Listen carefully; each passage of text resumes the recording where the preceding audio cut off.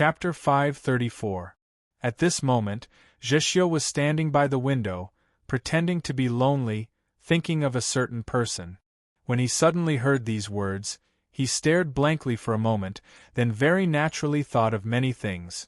Back in the grand examination, in that bitter battle in the Tower of Purging Dust, when his hand had attacked his opponent's abdomen, his opponent's face had revealed an expression of shame and anger. In addition, after living under the same roof in the Mausoleum of Books, he had vaguely guessed at something, but he did not dare to believe it. Later on, when he met Xiang Ji in the Garden of Zhou, he carried her on his back and ran towards the sunset. As he thought about this, his lips curled up into a warm smile. Tang 36 didn't expect to see this kind of emotion on the face of the wolf tribe youngster, who was famous for being cruel and ruthless. He couldn't help but be stunned for a moment. He held his forehead and thought, what's wrong with this world? Su Yurong and Chen Chong Sheng actually started dating and Jishio was actually thinking about love. Tang looks like someone. Senior Su Li. Chen Chong Sheng very naturally gave an accurate answer. He looked at Su Yurong and smiled. At this time, they had already left the Orthodox Academy and arrived at the 100 Flowers Lane outside the academy. Snow was falling from the sky, and they held up the yellow paper umbrella, making it very difficult for others to see them. Actually, from the moment they met yesterday on Fortune Peace Road, Chen Chong Sheng had wanted to ask, why was the yellow paper umbrella in her hands? It had to be known that this umbrella was his. However, no matter how ignorant he was, he knew that he couldn't ask such a question when he had already made a mistake, so he could only endure and not say it. Holding umbrellas, they walked through the wind and snow along the eastern shore of the Luo River. Passing through 8 Willows Lane, they arrived at the Bridge of Helplessness, and they very naturally recalled yesterday's battle. If I had known that my opponent was you at that time, perhaps the result would have been different? Standing in the middle of the snow bridge, Chen Chong Sheng looked at the direction she came from yesterday and asked softly. Su Yorong said, from the very beginning, you never thought of winning. Chen Chong Sheng was silent for a while and said, because of the annulment of the engagement, I always feel like I'm being unfair to you. Su Yorong smiled and did not say anything. Your cultivation level is higher than mine. It's already hard for me to win. Also, I don't like being ordered around. Chen Chong Sheng turned around and looked at the distantly palace that was covered in snow. On that spring day almost 2 years ago, when he left the divine general of the East's estate in humiliation, he had a similar feeling on another small bridge. He cultivated to follow his heart. His fate was not good, so he wanted to grasp it in his own hands. No one likes the feeling of fate being arranged. Su Yorong gazed at the imperial palace in the other direction of the snow. But I really did want to fight you yesterday because I wanted to know what level your sword has reached. Also, I wanted to win against you fair and square. I don't like the feeling of losing. Last night, in the beef bone shop on Fortune Peace Road, she had said something similar, but today, she said it more seriously, more openly, without any pretense. The two of them walked down the snowy bridge. When it was snowing, there were not many people on the bridge. Only a stall selling candied haws was surrounded by some people. It seemed a little lively. Most of the people were idlers in the capital who had nothing to do. At this time, they were still discussing the battle from the day before and gossiping. For example, engagement, leniency, affection, heartlessness, and even more outrageous teasing. Those idlers had no idea that the two sides of the battle they were discussing were right next to them. Su Yorong slightly lowered her head.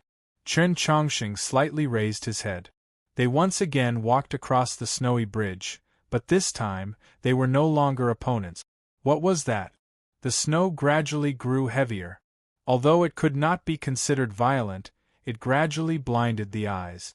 There were fewer and fewer people on the street. The snow on the eaves and the edges of the wells grew thicker and thicker. The streets of the capital became a vast expanse of white. The exposed colors of the buildings were like clean lines on white paper, very beautiful. The snow on the stone pillars of the Lee Palace was like a slender stone man wearing a white hat. The mausoleum of books was still lush and green, but the divine path was covered in snow, like a frozen waterfall. No one came to disturb the small courtyard of the Plum Garden Inn. It was very quiet. Seeing the snow that was like a blanket, one could not bear to step on it, so they stood on the veranda and looked at the tree in the center of the courtyard. They talked about the excitement they felt when they came here 2 years ago to look at the rubbings of the heavenly tome monoliths, and about the bamboo dragonfly. Chen Chongqing and Su Yorong used an entire day to walk around the capital. They went to many places and talked about many things. For the majority of the time, it was him, who was not good with words, who did the talking. He introduced her to where this place was, the solitude of the pavilion of ascending mist, the night pearls of the dew platform. He very earnestly acted as a tour guide, wanting to make her play a little happier. Su Yorong quietly listened on the side, a smile at the corner of her lips. Whether it was the mausoleum of books or the imperial palace, they were places she had grown tired of playing in since she was a child. The stone pillars of the Lee Palace had even been her slide when she was a child. She did not need a youth who had grown up in Xining Village to explain these things to her. Chen Chongqing had originally known about these things, but he had forgotten. She knew that he had definitely forgotten, but she did not want to remind him. At dusk, they finally returned to 100 Flowers Lane. Outside the walls of the rear courtyard of the Orthodox Academy, Chen Chongqing wanted to give the yellow paper umbrella to her, but she shook her head. Martial Uncle Su wanted me to give this umbrella to you. Chen Chongqing was very happy. He thought to himself, I and Senior Su Li have argued over this matter for tens of thousands of li. Now it seems that Senior has finally recognized his mistake. He sent his spiritual sense into the handle of the umbrella and suddenly realized a problem. In shock, he asked, Where's the sword in the umbrella? The foundation of the yellow paper umbrella was the only sword in the past 1,000 years that had broken out of the sword pool and returned to the world of mortals, the heaven-shrouding sword whose name had shaken the continent. Back then on the snowy plains of the land of demons, Su Li had pulled out that sword from the umbrella. With one strike, he had beheaded a demon general, and with another, he had cut open a path of life. How mighty had he been! But now, that heaven-shrouding sword was clearly no longer in the umbrella. Martial Uncle said that he could give you the umbrella, but he could not give you the sword that left Mount Li. He gave the heaven-shrouding sword. Su Yorong paused, then continued, he gave it to Senior. She did not explicitly say that it was given to that Senior in the Mount Li sword sect, but Chen Chongqing knew that she was definitely speaking of Qiushan Jun. This was the first time that he had mentioned Qiushan Jun's name to her. Chen Chongqing felt rather uncomfortable. Perhaps it was because she had said the word senior so naturally, or perhaps it was because in the past few years, that name had always been placed together with her name, or perhaps it was because he and she had cultivated and grown together. In reality, she truly was more familiar with him than he was with her. What's wrong? Su Yorong tilted her head and asked. Chen Chongqing lowered his head to look at the umbrella in his hand, as if he was studying something. He casually replied, It's nothing. The two seemed rather ignorant, but in reality they understood everything. Martial Uncle Su also wanted me to bring you 2 letters. Su Yorong took out 2 letters from her bosom and handed them over to him. For some reason, as her fingers gripped the letters, her brow slightly creased. The moment Chen Chongqing took the letters, he felt like his fingertips were being pricked by needles, stabbing into his heart. He hurriedly mobilized his spiritual sense, and only then was he able to forcefully suppress the urge to throw the letters away. These 2 letters concealed a terrifying sword intent. He glanced at Su Yorong with some shock. Su Yorong nodded her head, then pointed at the 2 letters in his hand and said, Martial Uncle Su said that you can open the letter in the yellow envelope at any time.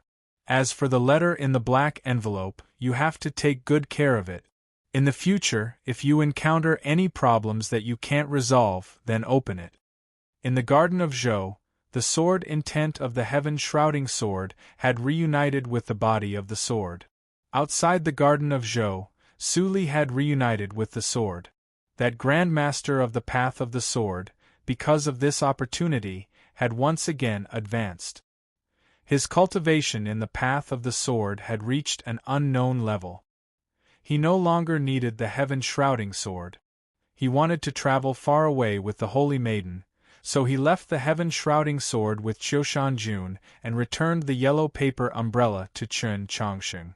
This seemed very fair, but it was not.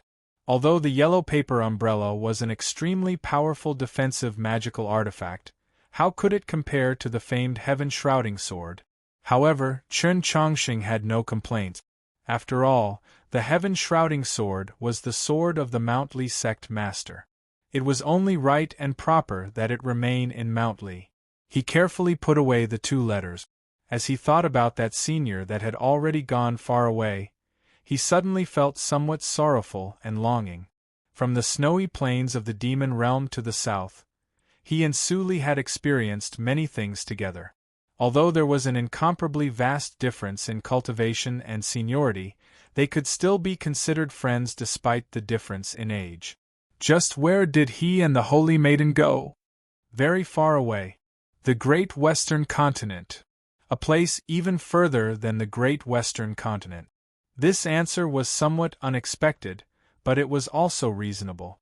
To the ordinary people of the continent, the Great Western Continent, which was isolated beyond the sea, was already the most distant place. However, Su Li had traveled the world for several hundred years, so he had presumably gone there long ago. Now, for the sake of humanity's future, he had very confidently and easily put down all his grudges and feelings. Bringing the Holy Maiden with him, he floated far away. Of course, he had to go to an even further place. But was there a place even further than the Great Western Continent? Chen Chongsheng recalled a few very obscure records he had seen in the Taoist canon. He looked at Su Yorong and asked in shock, could it be that there really are other continents? The records of other continents in the Taoist canon were not the personal experiences of travelers. They were written very vaguely, more like conjectures. Being well read in the Taoist canon did not mean that one knew everything in the world, because there were many things that were inconvenient or even impossible to record with words. Su Yorong was the current Holy Maiden. Ever since she was a child, she had lived and studied in places like the Li Palace, the Imperial Palace, and South Stream Temple, so she naturally knew a little more. It should be the Sacred Light Continent. She said to Chen Chongsheng, I heard teachers say that on the other side of the Sea of Stars, on the incomparably distant shore, there is a continent. That world is bathed in light and lives very similar to ours live there. However, the Sea of Stars is vast and impassable. If one does not pass through the Sea of Stars, there is also an extremely firm spatial barrier between the 2 continents. Only supreme experts who have stepped into the divine domain have a chance of breaking through this barrier and entering the other world. Shocked, Chen Chongsheng asked, Are you sure? The next chapter was at 8 in the evening. Chapter 535. I was just guessing. Su Yorong gazed at the distant horizon, where the twilight and snowflakes mingled, her beautiful face revealing a faint yearning. Since people like teacher and martial uncle Su have decided to leave this world, besides a place of legend like the Sacred Light Continent, where else would they go? Chen Chongsheng was quiet for a while, then asked, How do I get to the Sacred Light Continent? How do I get to the Fortune Peace Road? How do I get to the Bridge of Helplessness? How do I get to the Orthodox Academy? How do I get to the Li Palace? How do I get to that place of legend? This question was actually rather absurd, but his expression was very serious. Su Yorong was also very serious, carefully recalling the conversation between the Divine Empress and her teacher when they were small. After a very long time, she uncertainly said 2 words, Cloud Grave? Chen Chongqing fell silent once more, but this silence lasted much longer than before. The cloud grave was the grave of all the clouds in this world, the most remote place of the continent. That place never saw the sun, making it incomparably mysterious and unknown. But he was very familiar with the cloud grave. He knew that in those countless clouds there was an incomparably tall mountain. The mountain pierced through the clouds, leading to some unknown place. Because that mountain was 300 li behind Xining village, he had been there before. He knew that in the wetlands of the mountain peak shrouded in clouds and mist hid countless ferocious monsters, countless dangerous cultivators, as well as some bitter survivors of the previous dynasty. Only today did he know that this mountain peak might have been a path to another world. In the future, let's go to the sacred light continent together and take a look, he very seriously asked Su Yorong. Even if the legend was true, that there really was a place called the Sacred Light Continent on the other side of the Sea of Stars, since no one had ever known of it, it meant that no one had ever succeeded in breaking through the barrier of space and finding that world. He and Su Yorong were both cultivating geniuses, but they were still very far from the divine domain. To them, the Sacred Light Continent was just an illusory name and a guess. Yet he had very seriously sent out his invitation, perhaps several hundred years in advance. At this moment, he had long ago forgotten that he might not live past 20. Su Yorong smiled. Okay. Chen Chongqing thought, really good. Upon returning to the Orthodox Academy and entering the first floor, he was somewhat surprised to discover that Zheshio's room was open and that Su Moyu and the others were inside. What are you talking about? He walked in curiously. Su Moyu said, since this morning, Tang Tang has been asking people if love at first sight really exists in this world. Tang 36 looked at Chen Chongqing and sneered. Chen Chongqing became nervous and asked, why did you suddenly mention this? Who knows what happened to him today? Xian Yuanpa said with some grievance. I answered him seriously, but he scolded me instead. Zheshio stood by the window and suddenly said, Su Li has left.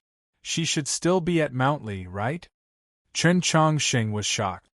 He thought that he had been found out that he was with Su Yurong, but in the next moment, he realized that he was actually trying to confirm the answer. The information brought by the southern ambassadors should be accurate. When Tang 36 said this, he glanced at Chen Chongqing again.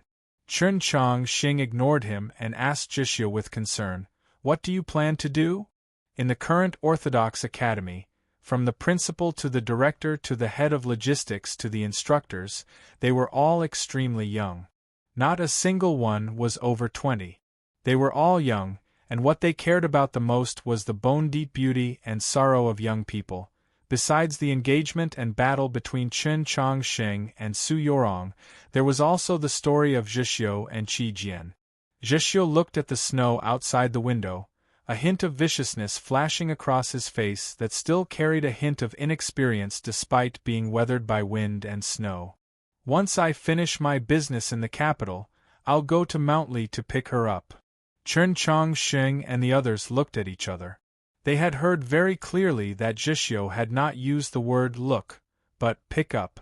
They seemed to be able to see the countless battles that would take place on Mount Li in the future, those mottled wolf blood.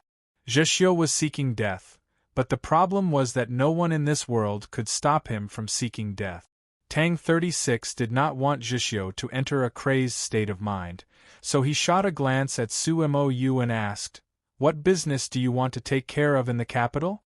Su Moyu understood, thinking, no matter how Zheshio answers, we have to make this matter a little more difficult.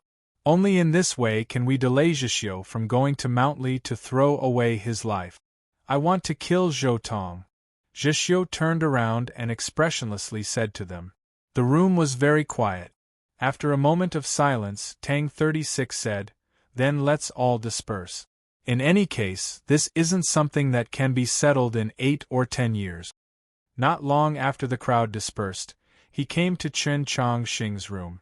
Not minding that he was covered in snow and mud, He bluntly sat down on the bed that was so clean that not even a single strand of hair could be found. He then pointed at Chen Chongqing and said with absolute certainty, "There is no such thing as love at first sight in this world." Chen Chongqing glanced at the muddy water dripping from the hem of his clothes, controlled his emotions, and said, "Just what are you trying to say? Oh, I wasn't precise enough. Of course it's possible that you fell in love with Su Yurong at first sight. Even someone as perfect as Qiushan Jun, someone that even I am somewhat envious of, had such a deep love for her, let alone a little boy like you who has never experienced the matters between a man and a woman." Tang 36 looked at him and said, "But it's absolutely impossible for her to fall in love with you at first sight, so there's a problem with this matter." Chen Chongqing didn't really care about this problem, but he was rather curious, so he asked, "Why can't she?" Tang 36 pointed at the dressing table by the wall and said, "Go look in the mirror." Chen Chongqing really did as he was told and walked over. Looking at himself in the mirror, he said, "I'm not ugly." Tang 36 opened his mouth, but he was completely speechless. He once again confirmed that Su Yurong and Chen Chongqing really were both people that made people speechless. Chen Chongqing looked at himself in the mirror and began to chuckle. Tang 36 angrily yelled, "In any case, it's impossible for her to fall in love with you at first sight on the bridge of helplessness. Even if it's because of the engagement that she's imagined you many times, it's still impossible, because you're just not ugly. You're far from being good-looking, and you're definitely not as good-looking as me." Chen Chongqing turned to look at him and asked, "And then?" Tang 36 stood up and walked in front of him. Staring into his eyes, he said, "I'm worried that she has some sort of plan for you. No matter who it was, as long as they didn't know the story of the Garden of Zhou, once they discovered that Su Yurong and Chen Chongqing were dating, they would definitely feel that there was a problem." Chen Chongqing understood, so he didn't have any resistance, much less anger. He comforted, "Relax, it's fine." His words were very natural, but very firm. Seeing his expression, Tang 36 fell silent for a while, then suddenly said, "You've met before." Chen Chongqing thought about Su Yurong's orders and shook his head. Tang 36 sneered, "She wouldn't have fallen in love with you at first sight, but she did. This means that it wasn't the first time you've met." This reasoning could be said to be full of flaws, but it was also impeccable. Chen Chongqing didn't know what to do, so he explained, "When we were young, we exchanged letters, so we can't be considered strangers." "Lie, keep lying," Tang 36 expressionlessly said to him. Chen Chongqing really had no other choice. He looked at him and earnestly pleaded, "Then you have to keep this a secret. You can't tell anyone." Tang 36's expression instantly relaxed. He walked up and put his arm around Chen Chongqing's shoulder, not forgetting to close the window. Arching his brows, he said, "Who am I? You still can't relax with me?" If he really were to tell this story, big and small, again and again, how long would it take? How many words? How many after hearing what had happened in the Garden of Zhou? Tang 36 was so shocked that he didn't speak for a very long time. Finally, he looked at Chen Chongqing and let out the same sigh, "Are you a pig?" Chen Chongqing was very ashamed. He didn't have the confidence to refute those words. He thought of another matter and asked, "I don't understand why she doesn't want me to tell anyone else." Tang 36 was very speechless. "You don't even understand? You really are a pig." After being scolded twice, Chen Chongqing still felt somewhat uncomfortable. He said, "Didn't she also not recognize me in the Garden of Zhou? That's why it said that fate is preordained by the heavens. The two of you are called fate made by the heavens." Tang 36 opened the window and gazed at the starry sky after the snow had stopped and the clouds had dispersed. He was deeply moved. Chen Chongqing was very happy to hear these words. "Thank you for your blessing." Tang 36 turned around and sternly said, "You and Su Yurong are like a male pig and a female pig. Of course you're very compatible. Su Li's 2 letters were very strange. The moment he took the letters, Chen Chongqing was sure of this fact. So he did not open them in front of Su Yurong. Instead, he waited until the dead of night and then walked alone to the kitchen across the lake. After making all sorts of preparations, he used the stainless sword to cut them open. The stainless sword could be said to be the sharpest sword in the world. It very easily cut a thin line out of the yellow envelope. But his brow creased, because he could clearly sense that when the stainless sword's edge had traveled through the envelope, it had encountered countless extremely thin and tenacious strands of qi. These strands of qi were like tough iron bars. If the stainless sword had not been sharp enough, then with his current level of cultivation, it would have been impossible for him to cut open the envelope. He took a few deep breaths, calmed his mind, and then took the letter out of the envelope. It was a thin, ordinary letter, but when he unfolded it and used the dim light of the firewood to read it, countless tiny strands of sword intent gushed out of the letter, transforming into countless snowflakes outside the house, or like willow leaves falling from the Luo River at the end of summer. Swish, swish, swish, swish. Countless sharp and even somewhat mournful noises resounded around him.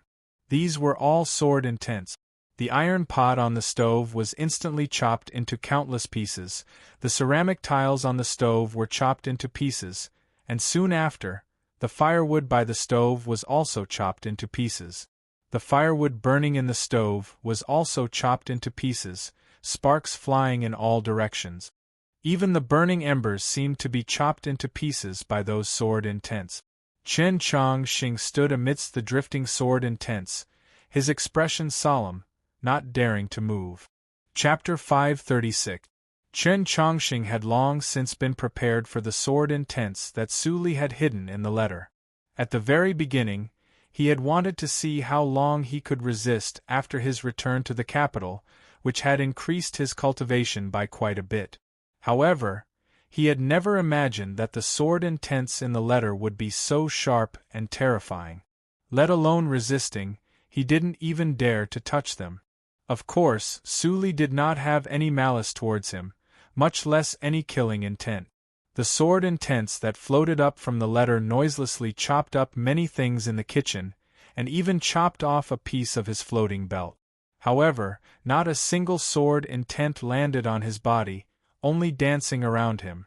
The sword intents danced around his body like falling leaves, snowflakes, and droplets of water. Chen Chongqing felt like he was standing under an autumn tree, under a snowy sky, under a waterfall. He vaguely understood something and gradually relaxed his mind, sending his spiritual sense into the world formed from sword intents. These sword intents were the letter that Su Li had given him, one of the gifts that he had left for him. Then what was written on the letter? As Chen Chongqing comprehended the sword intents that Su Li had left behind after his breakthrough, he quietly read the letter. Su Li's handwriting was just like his person and his sword, free and unrestrained, happy and sharp. The strokes were extremely steep and the strokes were extremely sharp. You were actually able to defeat Yorong. This is truly surprising news. Upon seeing the first sentence on the letter, Chen Chongqing finally understood that Su Li had given him a letter with conditions. The precondition was that he had to defeat Su Yorong. If he could not do this, Su Li would definitely be disappointed in him, and then these 2 letters might have been left for Su Yorong, or perhaps Qiushan Jun, but when I think about how your sword could be considered to have been taught by me, then it's understandable that you could barely defeat Yorong. The words that Su Li had written in the letter still perfectly displayed his self-confidence, or perhaps his narcissism. But after that, his words became much calmer, much more indifferent. In my life, I've only taught 3 people, Qiushan, you, and Qi Jian. Qiushan is stronger than you, Qi Jian is weaker than you, and she's also my daughter. After I leave, if something happens to Mount Li, help me take care of her. As for why I left? When you live for a few hundred years and realize that someone has been waiting for you for a few hundred years, perhaps you will understand. I am the junior martial uncle of Mount Li. I do not need to explain anything to the disciples of the mountain. I am Su Li. I do not need to explain anything to Old Man En or Tianhai, but I still want to explain a few things, tell them a few things, so I wrote this letter to you. If anyone asks, you can tell them what I said. I didn't admit defeat to this world, but she was right. I am Su Li, so why should I be the second Zhou ****? Most importantly, you're right. I've killed countless people. I have no love for this world, but perhaps I still have a shred of kindness? Seeing this sentence, Chen Chongqing's heart was filled with many emotions. In the view of many people, especially those southerners who opposed the confluence of the north and south, Su Li and the Holy Maiden drifting away was an extremely irresponsible escape. Who could understand that for a person like Su Li, only by clinging to the sword of true wisdom and courage could he cut open this path of departure? But when he reached the end of the letter, he suddenly felt that his praise and admiration for Senior Su Li seemed wrong. At the end of the letter, Su Li wrote these words: "Make that wolf cub give up on that idea. If he dares to bother my daughter again, even if I'm on the other side of the sea of stars, I will ride the star chariot back and first kill him with one strike, then kill you with one strike, and finally exterminate your Orthodox Academy and that wolf tribe in the north. Don't say I didn't warn you." After Chen Chongqing finished reading these words, he helplessly thought to himself, why can a free and unrestrained person like Senior Su Li take this matter so seriously? As he was thinking this, the air around him suddenly began to resound with the terrifying cries of swords. Countless sword intents returned from every direction and fell upon the letter. Those extremely sharp and profound sword intents of an unfathomable level chopped the handwriting on the letter into pieces, transforming it into innumerable blobs of ink that could no longer be clearly seen.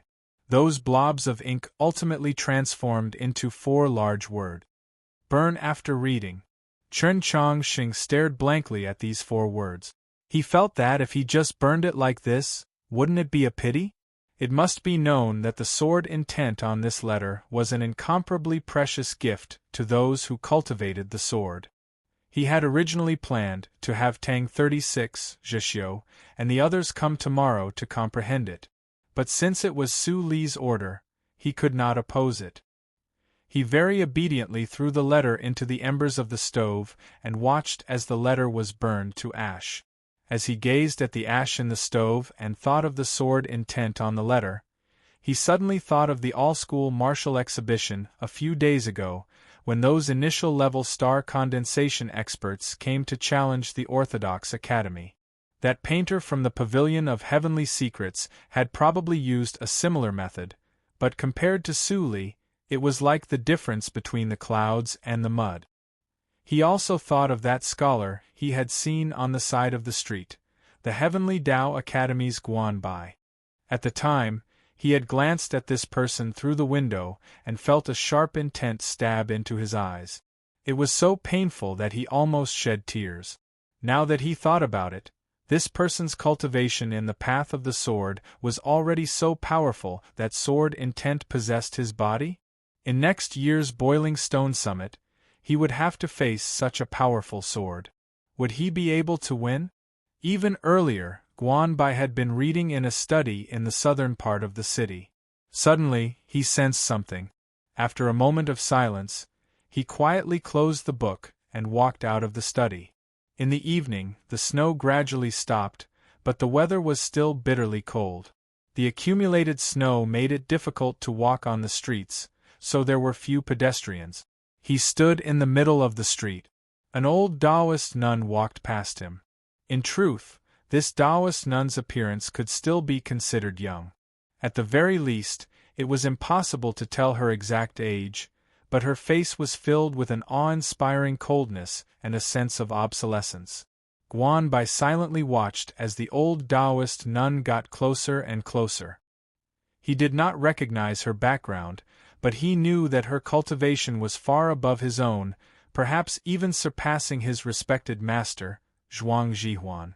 Before the Boiling Stone Summit, he did not want to meddle, nor should he have battled with an expert of such profound cultivation. But he had clearly heard that a wild dog had died in that distant alley. Just as the old Taoist nun walked past. This old Taoist nun was very powerful and assuredly had an extraordinary background. Compared to her, the life of a wild dog blocking the road truly wasn't much. Guan Bai also believed this. If a wild dog died, then it died. Was he going to take revenge for a wild dog? The problem was that the wild dog should have died even faster. The old Taoist nun only needed a glance for that wild dog's head to be separated from its body. But that wild dog had screamed 30-some times in the alley, growing more and more miserable, more and more sorrowful, until he could hear it. He found it impossible to understand why a powerful figure like the old Taoist nun would need 30-some strikes to kill a wild dog. He found it impossible to imagine if this old Taoist nun would also be like this when she normally killed people.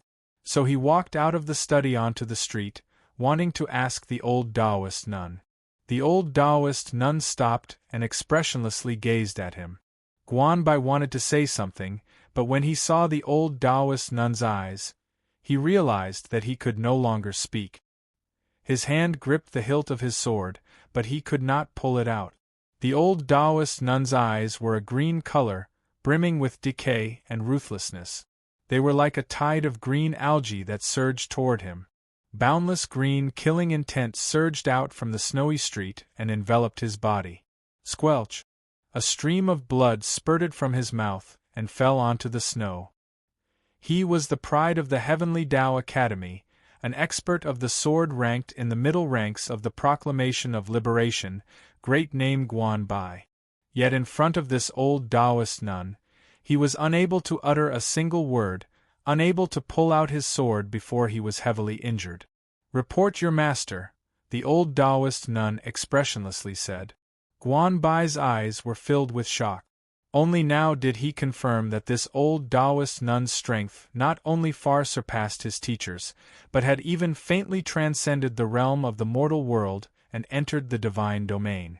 And when he thought of that green color in her eyes, he instantly guessed at who she was. Wuqiong Bai of the storms of the 8 directions. This was already the peak expert of the mortal world, so why had she suddenly appeared tonight in the capital? Heavenly Tao Academy's Guan Bai. My master is Zhuang Jihuan. Because of the old Taoist nun's identity, Guan Bai was incomparably shocked, but he still felt no fear as he stared at her. For the sake of Mao Chuyu, I'll spare your life tonight. The old Taoist nun slowly walked past him, her figure gradually vanishing into the darkness. After some time, Guan Bai finally realized that he could move. The right hand gripping the hilt of his sword slightly trembled, and with a clang, the edge of his sword half unsheathed. Then, his right arm was severed at the shoulder and dropped into the snow, a vast expanse of dark red blood. Tonight, in the capital, a wild dog in an alley was cruelly chopped into pieces. The pride and hope of the Heavenly Tao Academy, the young expert of the sword with limitless prospects, Guan Bai, had lost the right arm with which he gripped his sword. The old Taoist nun, who had done these 2 things, felt nothing. Her expression was still indifferent, her eyes still ruthless. In her eyes, a young man like Guan Bai was not much different from a wild dog in an alley. If this were not the capital of the Great Zhou, with the Pope whom even she had to respect and the Divine Empress whom she did not dare provoke, perhaps Guan Bai would already be dead. In her view, sparing Guan Bai's life was already giving Mao Chuyu enough face. To be more precise, this face was giving the orthodoxy. There were some people in this world who were extremely strong, so their view of the world was somewhat distorted. They believed that by not stealing all the food in a beggar's bowl, they were giving the beggar face, and by not killing all the people they disliked, they were giving life face, so the other party should also give them face. The old Taoist nun had come to the capital tonight precisely because she believed that the Pope had not given her enough face, so she had come to personally retrieve it. When she was very young, she had been married to another of the storms of the 8 directions. From that moment on, she believed that her husband was her most important face. Later on, when she painstakingly gave birth to a son, she believed that her son was her most important face. The old Taoist nun stood behind the wall of the Orthodox Academy, expressionlessly gazing at the several snowy trees protruding from the wall. Several dozen days ago, her son had suffered the humiliation of a person in this very place. That person was called Chen Chongsheng. The name of the chapter was better, so there was no need to use two. Today there is only one chapter, so there is no two. Chapter 537. I have revised the last few sentences of the first chapter. It does not affect it. You can choose to read it or not. The next chapter will be at 8 in the evening. Su Li had left behind 7 letters. He had Su Yurong give 2 of the letters to Chen Chongsheng. 1 letter was left for his own daughter, and the other was left for the child in the smithy at the base of Mount Li who had just started learning the sword. He had also prepared a letter for Qiu Shanjun, but it had been calmly rejected by Qiu Shanjun. There were also 2 letters that had been sent through the most ordinary of postal routes to 2 different places. One of them had been sent to a manor outside Honshu City. The Myriad Willows Garden. Within the garden were 30,000 cold-resistant curved willows. Zhu Luo was the sect master of the emotion-severing sect, the head of the Zhu clan, an old friend of Emperor Xian, and a member of the Storms of the 8 Directions. Any one of these identities could allow him to live a life that ordinary people could not imagine. This manor that was still green even in the cold of winter was proof. Today there was a guest in the manor. It was a very fat old man who sat on a round wooden armchair. His fat waist was like water flowing over a river bank, and a lot of it flowed down. Thus, that bright yellow belt was also highlighted even more clearly. This fat old man had a kind and benevolent countenance. His squinted eyes filled with a calm and gentleness that stood aloof from worldly affairs. His face was filled with joy, and he looked just like the most ordinary of wealthy people in the countryside. However, for him to be able to sit across from an important figure like Zhu Luo, one could imagine that his identity was certainly not ordinary. Today, other than the 10,000 willows and the accumulated snow, there was not a single person in the manor. Perhaps it had something to do with this fat old man's visit, but of course, it also had something to do with the letter placed on the table between the two. When will that woman die? The fat old man smiled as he spoke, but when he said the word woman, he unexpectedly paused, the smile on his face vanishing for a moment. The word woman was so soft that it was almost inaudible. The starry sky has its own arrangement. As for when to go to the capital, we'll have to wait for news. Zhu Luo slightly creased his brow, seemingly not very satisfied with these words. No matter how you look at it, my strength is still somewhat lacking. The fat old man sighed. To accomplish great things, one must have mighty strength. The White Emperor couple will definitely watch from the sidelines. In truth, our best choice is still Su Li. When Su Li's name was mentioned, neither he nor Zhu Luo glanced at the letter on the table. After a moment of silence, Zhu Luo said, Su Li truly is very strong. At the time, in Xuanyang City, Su Li had been heavily injured and had not exchanged blows with him, but he had to admit that purely in terms of strength, it was difficult to find someone in the world stronger than Su Li. The word power in this conversation naturally did not refer to ordinary power as understood by ordinary people. It referred to the purest and most terrifying combat strength. Black Robe has been preparing for many years. On the snowy plains of the demon realm, there were more than 100,000 cavalry and wolf cavalry, more than 10 demon generals, and 3 powerhouses working together to suppress him, but he still managed to escape. After that, he went all the way back to the south, using a useless person to wash his sword and become a new person. He must have comprehended something and reached the peak of 10,000 zhang. I'm afraid he's 1 foot closer to the sea of stars. He's indeed extremely strong. The fat old man sighed and said, Back then, many people, including me, thought that he was the only one who had the best chance to kill that woman, but he refused to do it. Now, with his help, the possibility of killing that woman will increase by 30%, but he just had to leave at this time. Zhu Luo expressionlessly replied, I accepted His Holiness the Pope's request and went to Xuanyang City to kill him. How could he join us? And how could he send me this letter? As the two spoke, they did not even glance at the letter on the table. Their minds had actually always been on this letter. Now that it was mentioned, their gazes finally fell. No strange changes occurred in the quiet and secluded winter garden, but in the chilly wind, one could faintly hear the clattering of spears and armored horses. As he gazed at the letter, the fat old man narrowed his eyes, like a snow-white steamed bun that had been cut into a slit by a knife. Within the slit was a scorching light, making him abnormally vigilant. Then he raised his head to look at Zhu Luo as if asking, should he open this letter or not? Zhu Luo's expression was very solemn. For a very long time, he did not speak. The fat old man could sense the strangeness of this letter, and with his level of cultivation, he could naturally see through it as well. He knew that this letter concealed a sword. The letter was Su Li's letter, and the sword was naturally Su Li's sword. Although Su Li had an extremely high status in the cultivation world and was publicly acknowledged to be inconceivably strong in the path of the sword, compared to the storms of the 8 directions and the 4 saints, he was still a junior. Moreover, for various reasons, his name had never been placed in this list. He had written this letter to Zhu Luo to tell the entire continent that as long as he wanted to, he could cut down the so-called storms of the 8 directions at any time.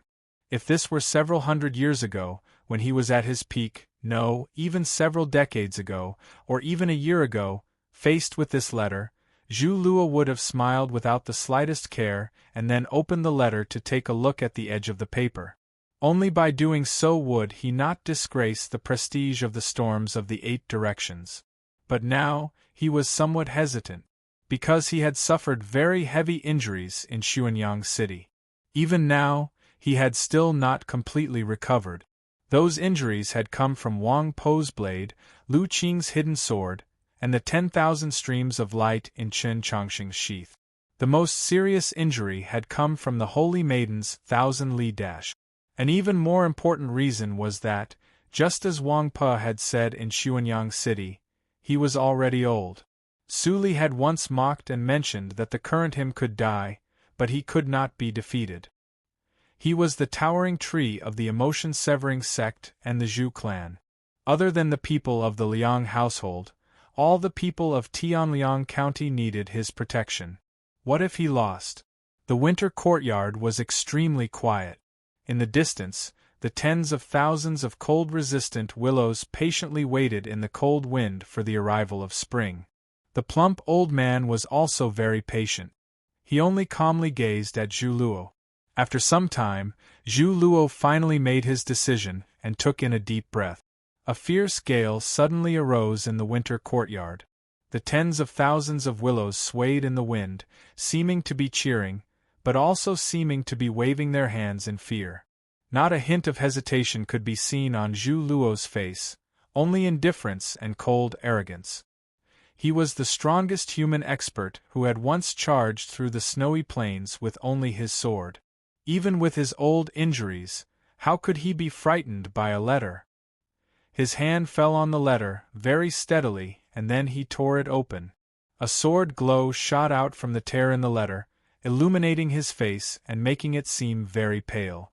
This sword glow was so bright that even the winter sun above the winter courtyard seemed to dim.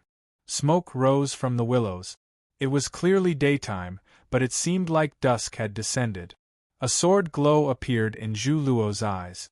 This sword glow did not come from the letter, but from his world.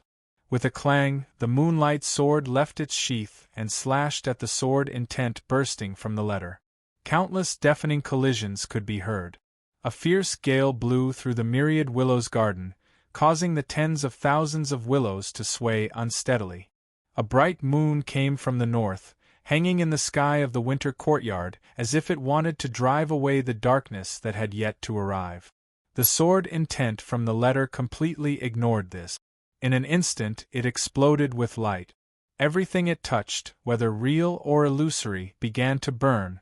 The willows suddenly burst into flames, the frozen pond shattered, and countless flames soared into the sky like birds of fire. The golden crow left Mount Lee. The bright moon suddenly dimmed. Chapter 538. When Zhu Luo opened Su Li's letter, the chubby old man sat on the side with a smile, not at all worried. He naturally knew that Su Li was very strong, that Su Li's sword was very terrifying, but this was still just a letter. Even if it contained Su Li's sword intent and soul, the medium was limited, so how could it truly injure Zhu Luo? The chubby old man even felt some disdain for Zhu Luo's hesitation. He thought to himself, perhaps the matter of the capital requires other arrangements. But when that sword intent broke out of the letter and plunged the entire myriad willows garden into darkness, the chubby old man realized that he was wrong. Su Li's sword was even more powerful and terrifying than he imagined. Just by relying on the sword intent on the letter, it was actually able to suppress a supreme expert on the level of the storms of the 8 directions? Although Zhu Luo was injured, this was still too inconceivable. The level of that sword intent had even faintly surpassed Zhu Luo by a level. Even the will of a sage might not be able to achieve this. Besides legendary experts like Zhou Dufu, Chen Xuanba, Emperor Taizong, or Wang Jitsa, who could do this. Su Li was not a saint, but his path of the sword was close to that of a god. Seeing the golden crows spurting out of the winter garden and the sudden dimming of the bright moon in the night sky, the chubby old man revealed a shocked expression. Without any time to think, he floated over. Zhu Luo was already in danger. If he did not act now, it would be too late. With a howl, the chubby old man's 2 palms tore through the air in front of him and slapped at the blazing sword intense like the golden crows. He looked like a mountain of flesh, but his movements were very gentle. His 2 palms descended similarly gently, slowly flapping, just like a real bird. The golden crow sword was a secret sword of Mount Li, originating from Su Li. Its sword intent was incomparably blazing. Once the sword rose up, it would endlessly spit out light and heat into the outside world with unstoppable momentum.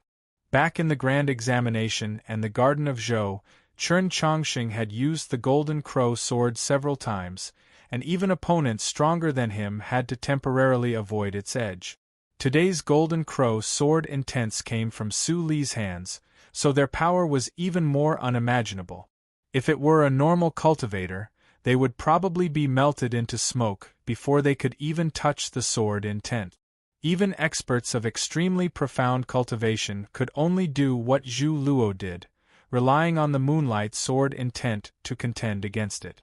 They did not dare to directly touch it. For some reason, although the plump old man had a wary expression on his face, he still swatted at the golden crow sword intent. An indescribable aura appeared in the ruined courtyard of Myriad Willow's garden.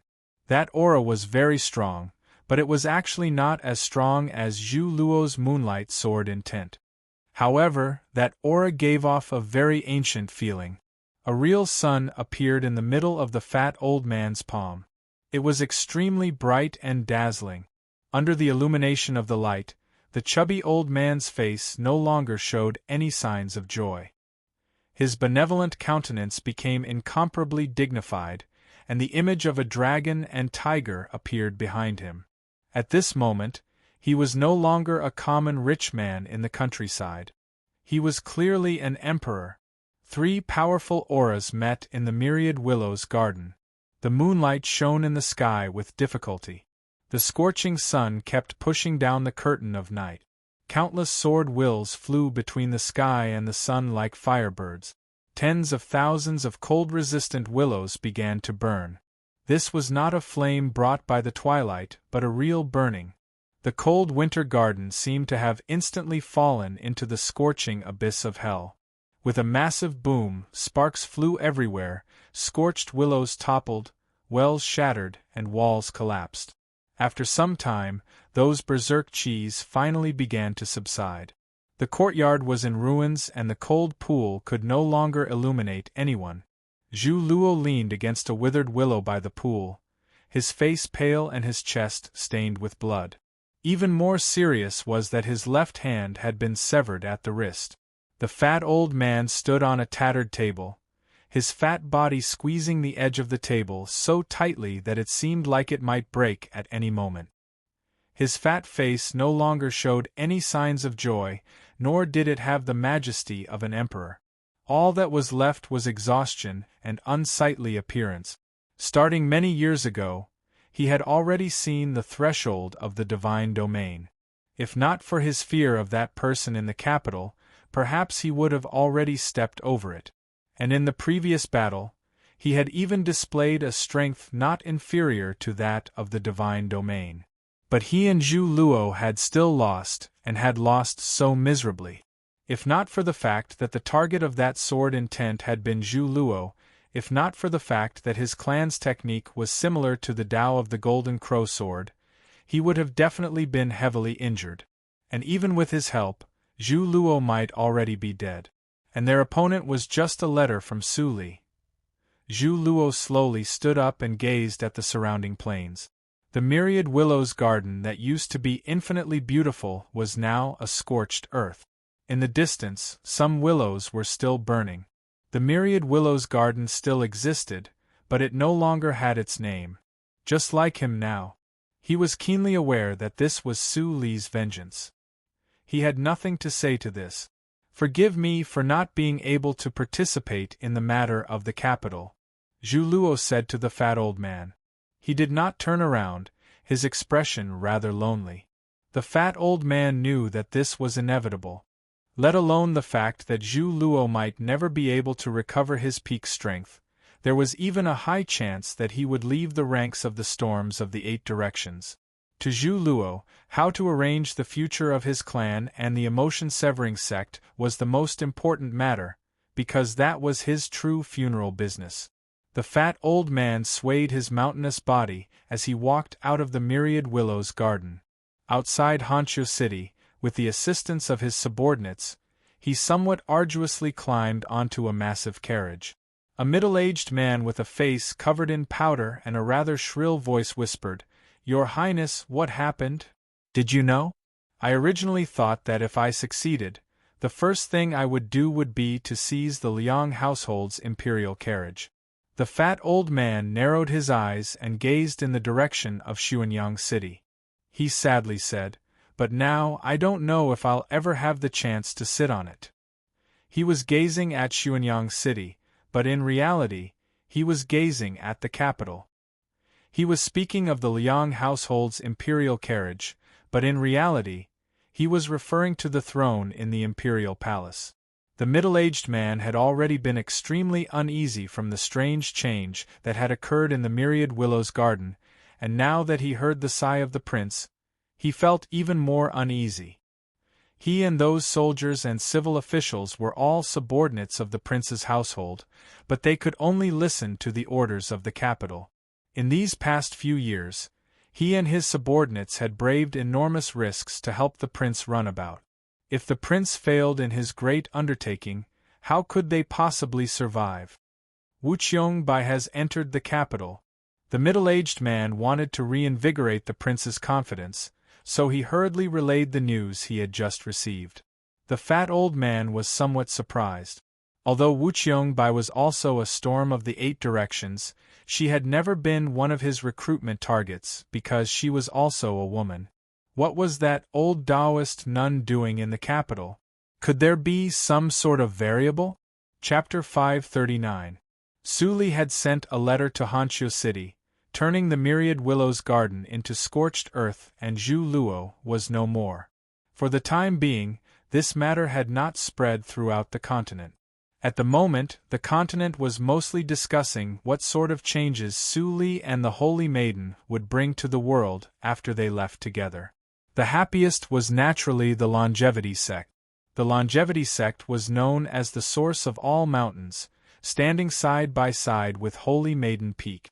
They were both holy lands in the hearts of the Southerners, and they had an extremely close relationship with the great Zhou imperial clan and the Liang household. They also had countless connections with the great clans of the South that were difficult to sever. They were powerful to an unimaginable degree. Until that startling change 10-some years ago, when the Longevity sect imprisoned the demon princess in a cold pool and attempted to coerce Su Li into going north to the capital to assassinate the Tianhai Divine Empress. Su Li charged into the mountain alone, and when he discovered that his wife was deeply poisoned and was powerless to reverse the situation, in a fit of rage, he slaughtered 10-some elders of the Longevity sect and then massacred the Longevity sect. After he recovered from his heavy injuries, he went north to Xuanyang City and slaughtered everyone in the Liang household. At least half of Su Li's peerless and vicious reputation came from this. From then on, no one dared to casually provoke Su Li. At the same time, the Longevity sect no longer had its former prestige. Many sects and monasteries gradually turned their backs on the sect, and places like the Mountly Sword sect only had respect on the surface. In reality, they had long since taken matters into their own hands. In the view of the Longevity sect, Su Li was naturally the main culprit behind all this. If they could kill Su Li, they would have done so long ago. Although they could not do it, fortunately, Su Li had left. In the last few days, although the Longevity sect had no lanterns, the atmosphere was extremely good. The footsteps of the disciples seemed to have become much more relaxed. As for those elders that had struggled at death's door, they even began to celebrate ahead of time and yearn for the beautiful life ahead of them. The Mountly Sword sect is the sword of my Longevity sect, so it naturally has to be held in our hands. During the internal strife of Mountly, the Qiushan clan head had suddenly turned against them. The Longevity sect's elder Liang that he had invited had been injured and was still recuperating. As a result, the cave he resided in became the place where the Longevity sect elders discussed business. One of the elders, a tall and thin elder, indifferently but with an incomparably firm expression, said a few words. Elder Liang thought back to the 10,000 sword glows from Mountly and slightly creased his brow. Just how difficult it is to repeat the past. Hearing this, the cave abode fell silent. In the past, with the exception of Holy Maiden Peak, which sect in the entire Tiannan dared to disobey a single order from the Longevity sect? What about all these years? Let alone the Mountly Sword sect, even the Qiushan clan dared to secretly attack the Longevity sect? Our sect's qi and blood have been consumed, so how good can Mountly be?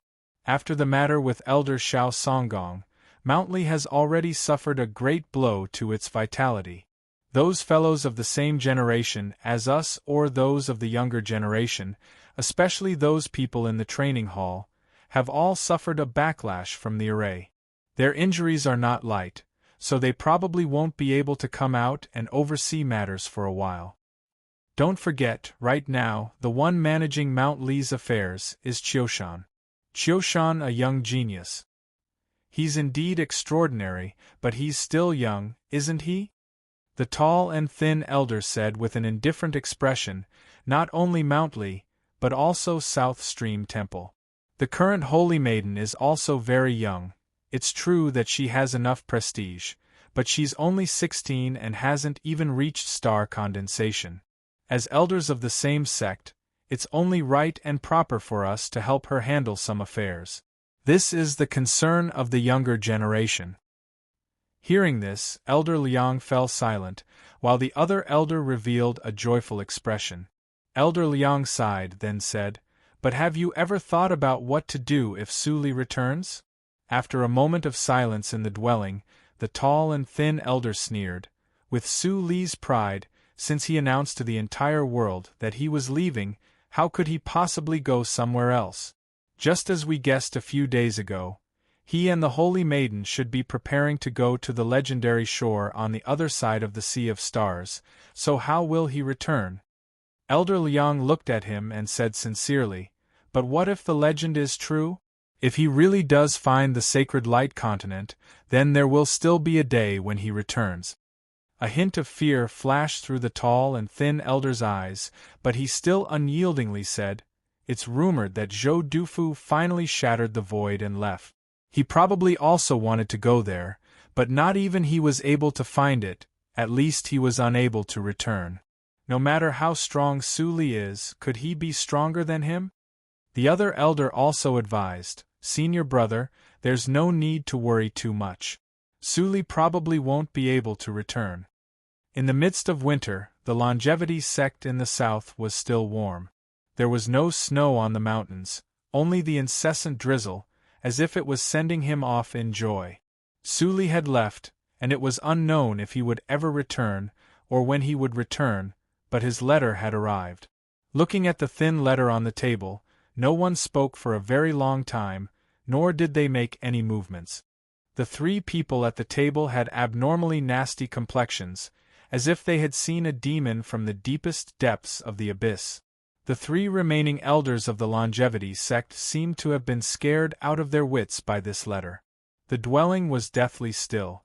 There was no sound at all, only the dripping of water from the ivy in the depth.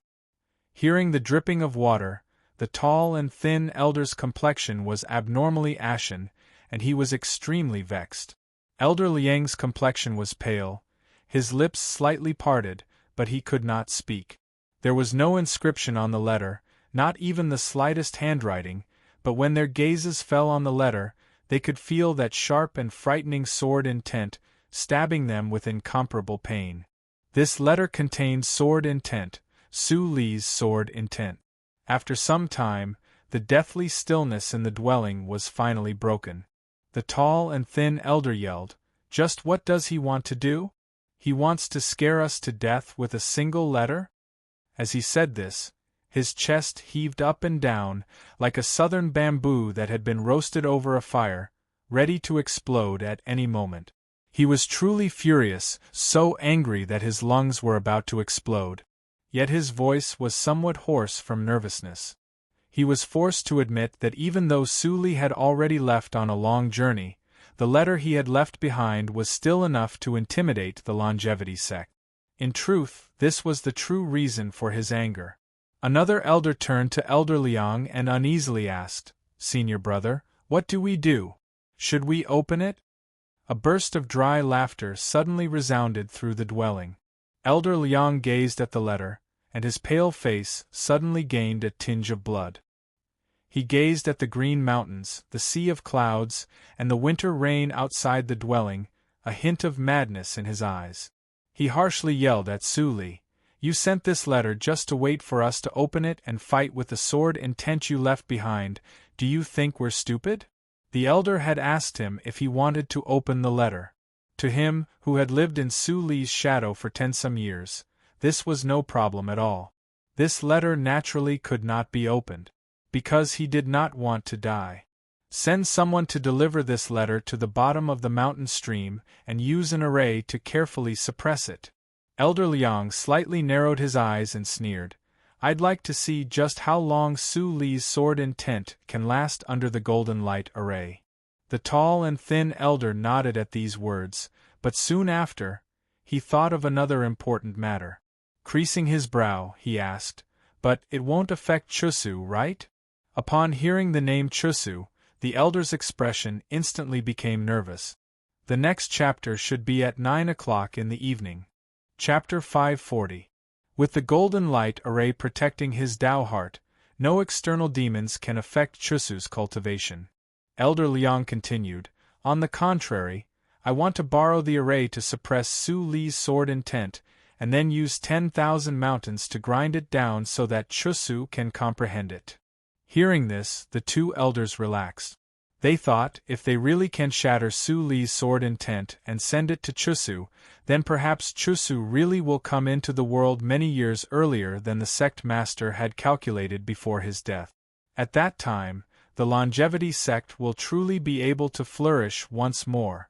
Just as the three of them were fantasizing about the beautiful future, a sudden change occurred. The letter on the table began to fiercely tremble. With a ripping sound, the letter split open, transforming into countless paper butterflies that scattered in all directions.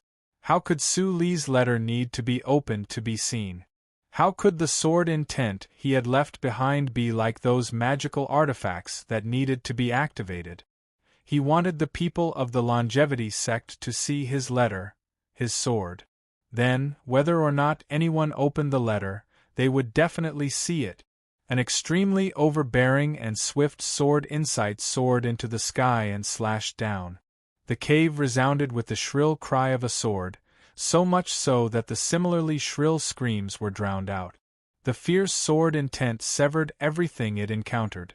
The swords of the three elders of profound cultivation. The longevity sect's 10,000-year indestructible cave. The soft ivy in the depths of the cave. The transparent water dripping from the ivy. The invisible wind formed by the flowing air. Everything was destroyed by this sword intent in an instant.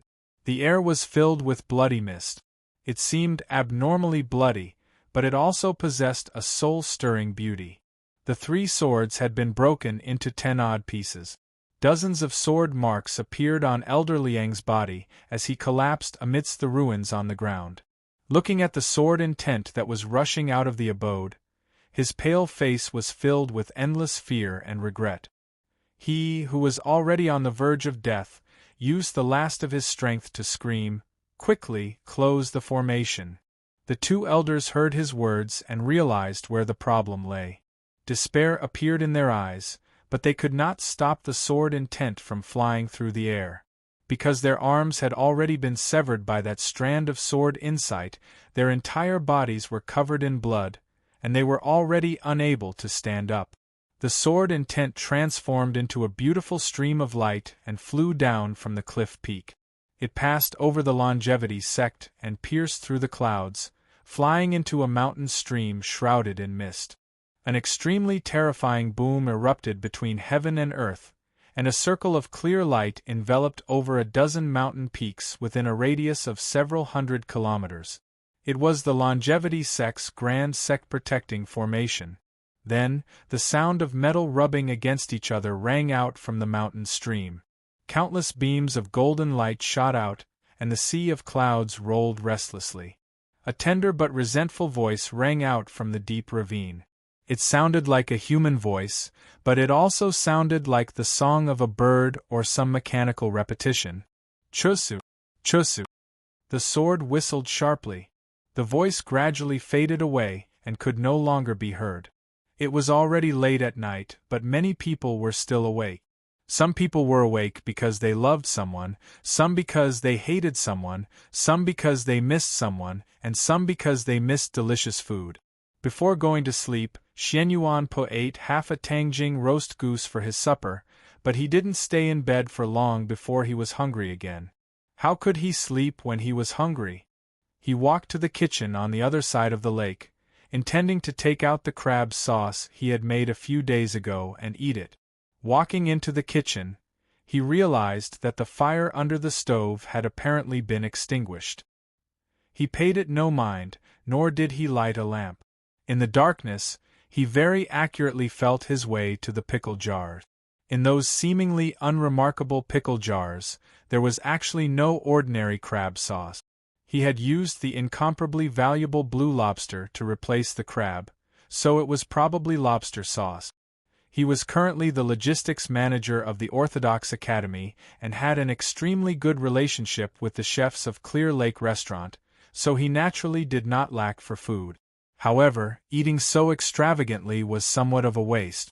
If Chen Chongqing and Tang 36 were to find out, they would assuredly have a massive reaction. Thus, he did not let anyone know about these jars of lobster sauce and secretly hid them away. The more you secretly hid the food, the more fragrant it was. Xian Yuanpe did not understand many of the principles and rules of the human world, but he was very clear on this point. In the process of extending his hand towards the pickle jars, it was as if he had already tasted the extreme saltiness and freshness of the lobster sauce and the rich sweetness within, as well as that wonderful texture that spread all over the surface of his tongue. Yet, his hand touched empty air.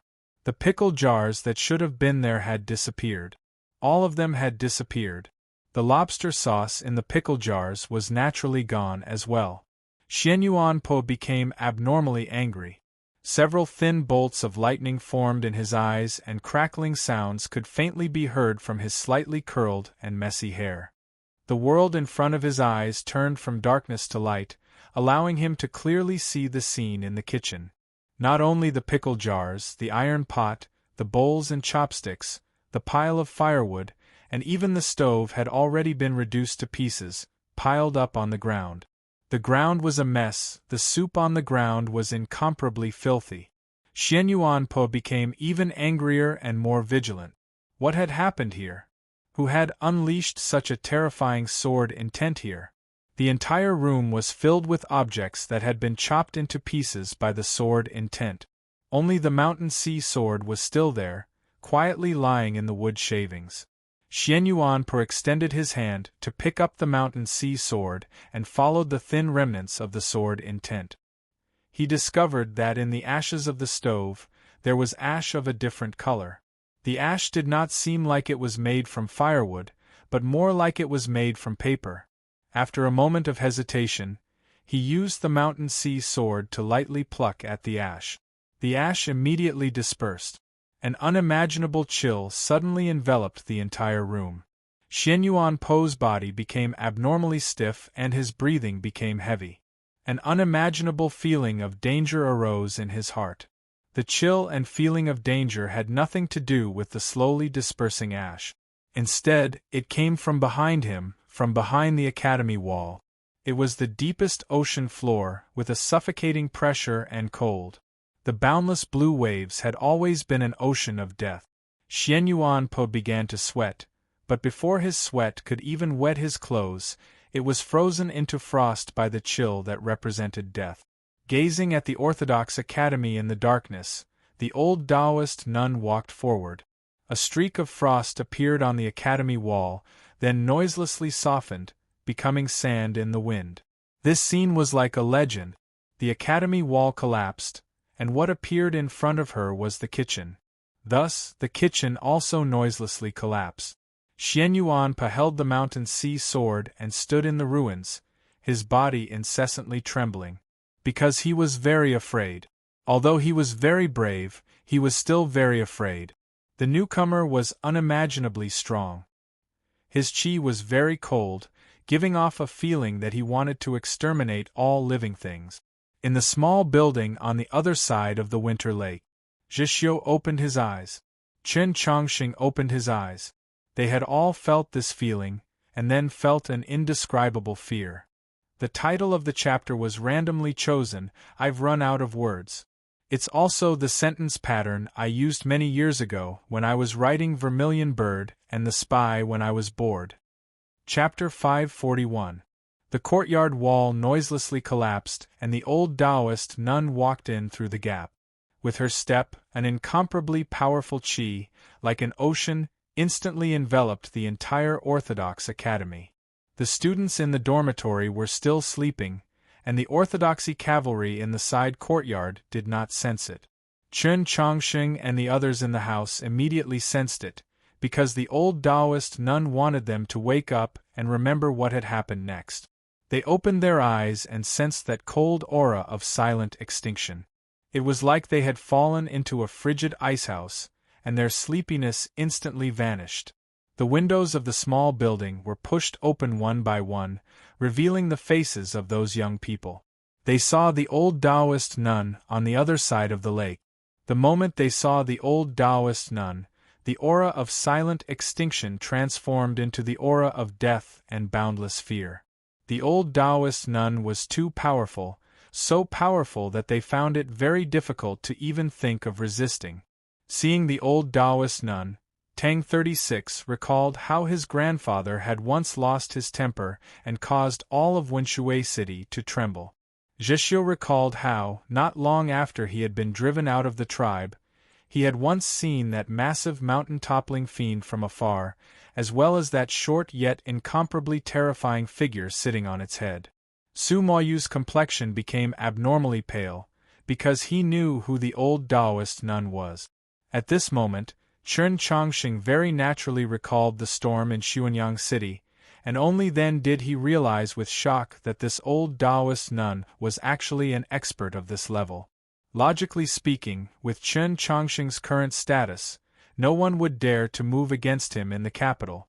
But he did not have this confidence now, because this old Taoist nun was no ordinary person. Even the Pope had to give her some face, and she currently gave off an extreme aura of extinction. The extinction of birds on 1,000 mountains, the extinction of people on 10,000 paths.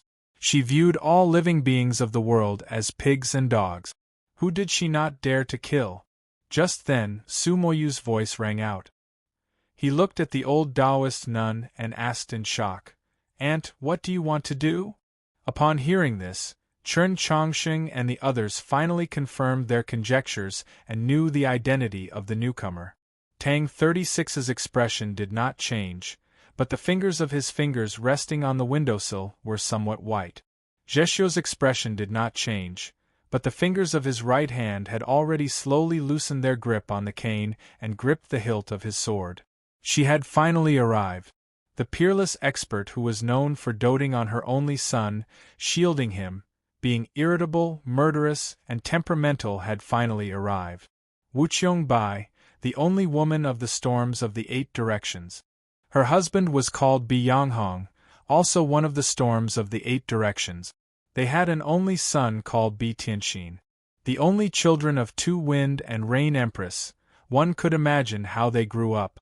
Bi Tianxin's life had been smooth sailing until several weeks ago, when he encountered Chen Chongqing and Tang 36 at the gate of the Orthodox Academy. At the time, Su Moyu had warned them that the Orthodox Academy might encounter some sort of trouble. Chen Chongqing, on the other hand, was thinking that the Orthodox Academy had not done anything excessive to Bi Tianxin. With Wuqiong Bai's status and seniority, there was no need for her to make things difficult for him. Only now, when he saw the old Taoist nun on the other side of the lake, did he realize that not all masters were otherworldly masters with a transcendent mental state. "Senior, entering the Tradition Academy at night, what can I do for you?" He looked at the old Taoist nun and asked with a steady voice. He was the principal of the Orthodox Academy, the Pope's appointed successor. Purely in terms of status, he was not below her, so he said these words very calmly. The old Taoist nun indifferently asked, "You are Chen Chongqing?" Ever since he left Xining and came to the capital, Chen Chongqing had heard this question countless times. Sometimes, it was very annoying, like when he encountered that monolith guardian in the mausoleum of books. Sometimes, it was an honor, like when he encountered Zhu Luo outside Honshu City. The old Taoist nun asking this question had a status similar to Zhu Luo's on the continent, but he knew that this was not honor, but danger. The old Taoist nun had an indifferent expression, her life and death already decided. "In a little while, I will kill this person." As she said this, she looked at Chen Chongqing and pointed at Xianyuan Po's back. Xianyuan Po's body slightly trembled. Under this incomparably terrifying pressure, he simply could not turn around, nor could he leave. "I will also do a few things for all of you to see." The old Taoist nun did not even glance at Xianyuan Po or the ruins in front of her. In her eyes, Xianyuan Po was already a dead man. Tonight, she had already made arrangements for the youths of the Orthodox Academy, had decided their lives. The divine general of the great Zhou army greatly admired Zheshio, so that Wolf Cub would only be heavily injured, with a broken arm or a broken leg. She would not kill Chen Chongqing and Tang 36, because even someone as powerful as she did not want to offend the orthodoxy or the Wenshui Tangs. But this did not mean that she would let them go. She would cripple Zheshio in front of their eyes, then slowly kill that Yao youth. She wanted them to watch as their friend's blood splattered on the spot, powerless to reverse the situation. She wanted them to understand what true helplessness, true despair was. She believed that after the fact, they would suffer even more if they were still alive than if they were already dead. This was very good. She had originally come to educate them, so she wanted to leave them with an unforgettable memory. As for whether the youths of the Orthodox Academy would resist, she had never considered this question. Everyone said that these youths were true geniuses, but so what? Let alone the proclamation of azure sky or the proclamation of golden distinction, if they were juniors like Wang Po or Xiaozhang, or perhaps she would take a second look, what did these youths amount to? Yes, if it were any other youth, upon sensing such a terrifying and powerful qi, especially after guessing the old Taoist nun's identity, perhaps they would give up resisting, because they were no match for her. If they were young eagles, the old Taoist nun would be the cold, high altitude. If they were young tigers, the old Taoist nun would be the bottomless abyss. But they were not other youths, they were the youths of the Orthodox Academy. In Xuanyang City, Chen Chongqing dared to attack Zhu Luo. On the snowy plains, Zhixiu dared to bare his fangs at the demons. At the age of 3, Tang Tang dared to pee on the Tang Old Master's face. When they first entered the capital, Xian Yuanpa dared to fight with Tian Haiyu. In any case, they couldn't beat him, so they didn't fight? This was not their logic. In their view, since they couldn't beat him no matter what, they had to fight first. They couldn't beat him? So what if they couldn't beat him? If they would die, then they would seek life in death. The youths began to prepare for battle, each with their own style of battle. The walking stick lay in the shadow of the ground. Zhixiu stood in the shadow of the window, his face covered in shadow, covering his blood-red eyes, his tough wolf fur, his sharp wolf claws. He calmly stared at the old Taoist nun, his right hand gripping the half-broken demon commander's banner sword, his calm and indifference causing one's heart to palpitate. Tang 36 exerted a little force with his palms, shattering the windowsill. With several strange sounds, several fireworks flew into the drifting snowy night sky. As it turned out, he had been setting up traps in the Orthodox Academy this entire time. This was his style of battle. When encountering such a terrifying enemy, he naturally had to send out a warning smoke signal at the first possible moment. The closest place was the Imperial Palace, so Xue Xingchuan would probably arrive very quickly. As for the experts that the Wenshui Tangs had sent to protect him in secret, they would be the first to appear. Of course, even if the second-ranked Divine General Xue Xingchuan and the guardians of the Wenshui Tangs worked together, they still wouldn't be a match for this old Taoist nun, but he didn't believe that this old Taoist nun would actually dare to kill them in front of everyone. Suemo Yu's face was pale. Looking at the old Taoist nun, he said in a trembling voice, "Aunt, do you really want the two families to become enemies?" Chen Chongqing looked at the old Taoist nun. He did not intend to use the 10,000 swords in his sheath or the heavenly tome monoliths, but instead gripped a letter. He knew that no matter how much he risked his life, he would still be no match for a single finger of the old Taoist nun. He could only hope that Su Li's letter would be of some use. With several extremely soft noises of annihilation, the warning fireworks that flew into the night sky did not even have the time to release their light before vanishing. Tang 36's complexion was rather unsightly. This was the first time he had encountered an expert of this level. Only now did he realize that the calculations and deductions he was familiar with regarding battle and the human heart were meaningless in front of these people. These people had already transcended the secular world, so how could they be trapped by the wisdom of the secular world? Chen Chongqing tightly gripped the letter in his hand, his heart sinking. Just at this moment, the seemingly forgotten Xian Yuanpo, already a dead man in the old Taoist nun's eyes, suddenly moved. With extreme difficulty, he slowly turned around in the ruins, then slowly raised the metal sword in his hand. He was the closest to the academy wall, the closest to the old Taoist nun, so he could feel the qi of extinction even more clearly and bear the greatest pressure. When Chen Chongqing, Zhixiu, and the others had finished their preparations for battle, he was still resisting that pressure. Finally, he turned around and raised his sword. to confront a terrifying expert like the old Taoist nun, to overcome his natural fear of death, Xian Yuanpe had used up all his courage. Just this simple action had used up all his strength and spirit. Facing the old Taoist nun, his body incessantly trembled, as if he had just recovered from a serious illness. The metal sword in his hand was the same, tottering on the verge of collapse. He had already displayed sufficient courage, but how could he fight in this state? How could he strike? For the first time, the old Taoist nun looked straight at Xian Yuanpe. Her eyes were filled with endless mockery and contempt. Logically speaking, peerless experts on the level of the storms of the 8 directions would not humiliate a junior like this. But today she had come to humiliate the Orthodox Academy. Xian Yuanpe was a youth of the Bear tribe. He valued bravery and glory above all else. He could not endure humiliation. His face was flushed red. His somewhat immature features revealed a hint of determination.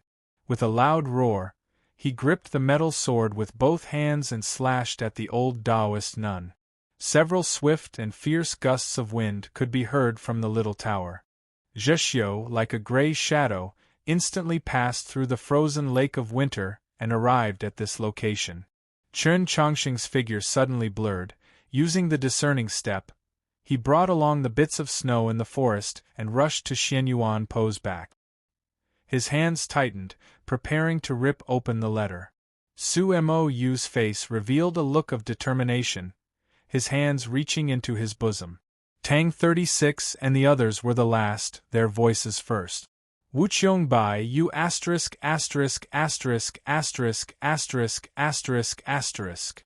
The next chapter was still 8:00 p.m. Chapter 542. Normally, no matter how arrogant Tang 36 was, he wouldn't have cursed the old Taoist nun like this, because the old Taoist nun's status was far too high. Even the old master of the Tang family might not have much respect for her, but he would at least be wary of her. But at this moment, he unhesitatingly cursed her, because he wanted to provoke the old Taoist nun and distract her attention, because he was so angry and afraid that he forgot to be afraid, and because Xian Yuanpe unexpectedly raised the sword in his hand. The Bear tribe youth that was so energetic that he ate 6 meals a day and smashed trees every day had his own fighting style. His bravery was the best in Orthodox Academy. His fighting style was different from Chen Chongqing's group. He didn't think, after being humiliated, he would fight to get rid of it, even if he had to pay with his life. But how could his sword hit the old Taoist nun? How could he win against the old Taoist nun? Based on the standards of the human cultivation world, Xian Yuanpe was already at ethereal opening, but he couldn't possibly hurt the old Taoist nun. The heavy sword was like a weak willow branch, locked in the cold wind by the lake, unable to descend.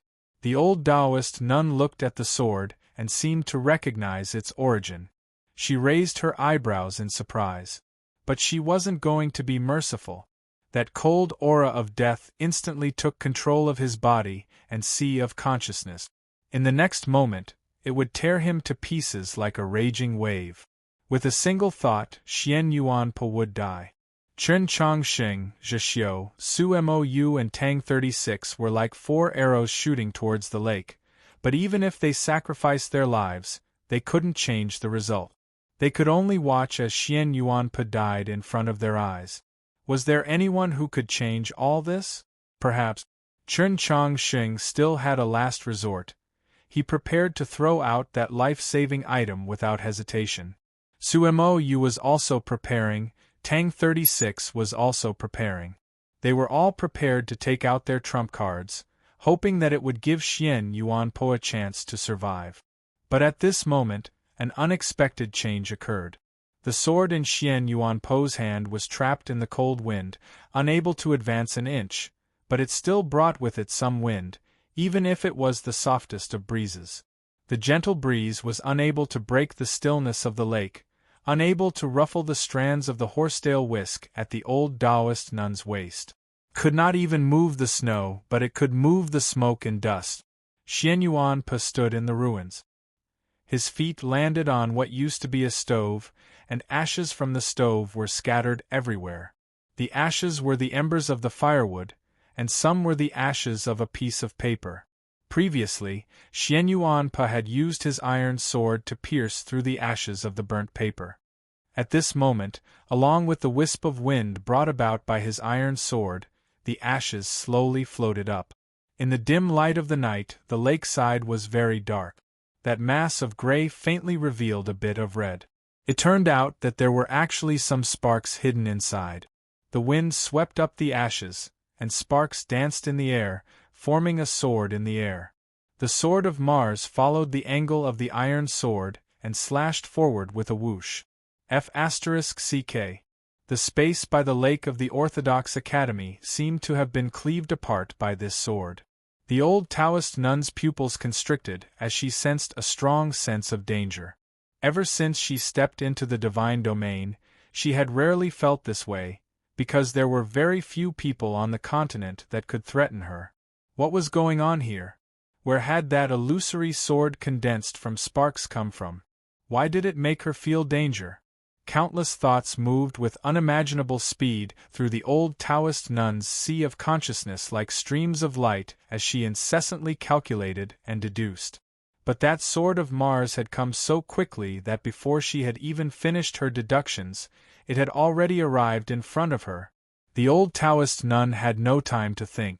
With a shrill whistle, the horsetail whisk hanging at her side rose up without any wind and landed in her hand. She swatted it at the sword of Mars. That horsetail whisk had thousands of threads, and each thread was like a tide. This ocean was boundless blue, but it was devoid of life, only the aura of silent extinction. She did not know where this sword of Mars that had suddenly appeared came from, but she sensed an intense danger. She attacked with her own divine Taoist technique. The horsetail whisk carried with it countless tides of silent extinction as it swatted at the sword of Mars. Compared to the frenzied waves that spanned the world, that illusory sword formed from gentle sparks seemed so insignificant, so frail. How could it be blocked? The sword of Mars was in front of Xian Yuanpo. If it was engulfed by the frenzied waves, Xian Yuanpo's body and soul would assuredly be devoured. Yet when that seemingly insignificant and frail sword of Mars encountered the frenzied waves stirred up by the horsetail whisk, not only was it not annihilated, it instantly began to blaze. The Orthodox Academy was instantly illuminated in a deep red. Both the nearby and far forests seemed to begin to burn. The sword borrowed the power of the fire to flaunt itself, transforming into a sword of fire around 7 feet long. It exuded an extremely powerful chi towards the night sky. Frenzied waves like mountains? Slay. Silent extinction like the sea? Slay. Slay all things. With a boom, the sword of fire slashed through the tens of thousands of frenzied waves, bringing with it countless strands of the horsetail whisk as it slashed at the old Taoist nun.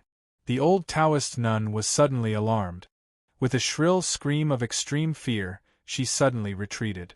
A section of the courtyard wall that had collapsed soundlessly earlier had completely collapsed with a loud bang as her figure retreated. The night sky was filled with the sound of space being torn apart.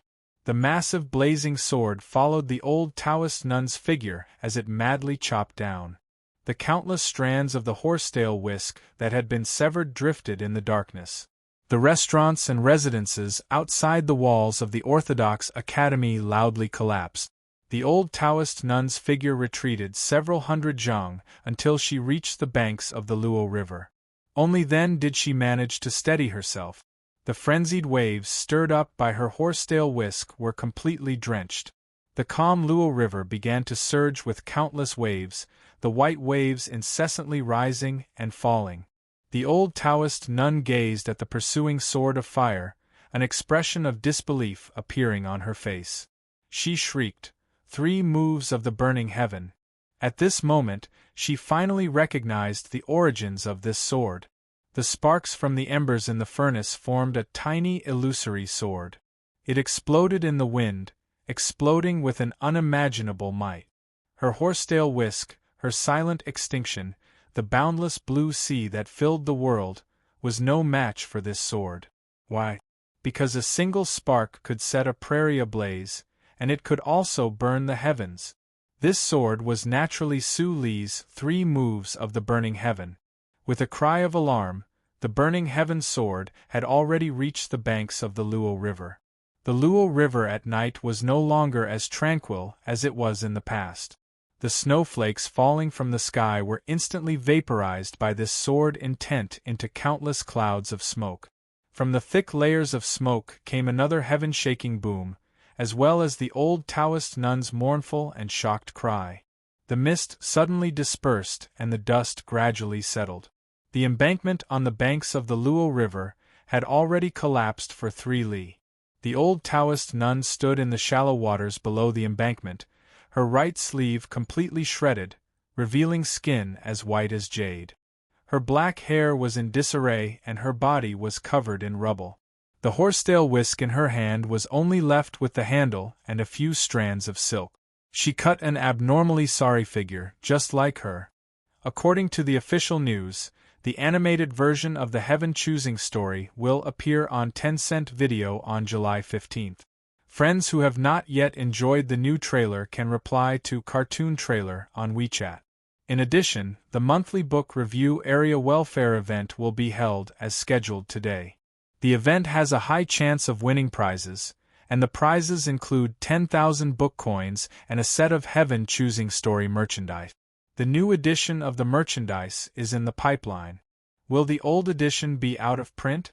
Friends who are moved, do not wait any longer. For the specific rules of the event, please move to the top of the book review area. How about it?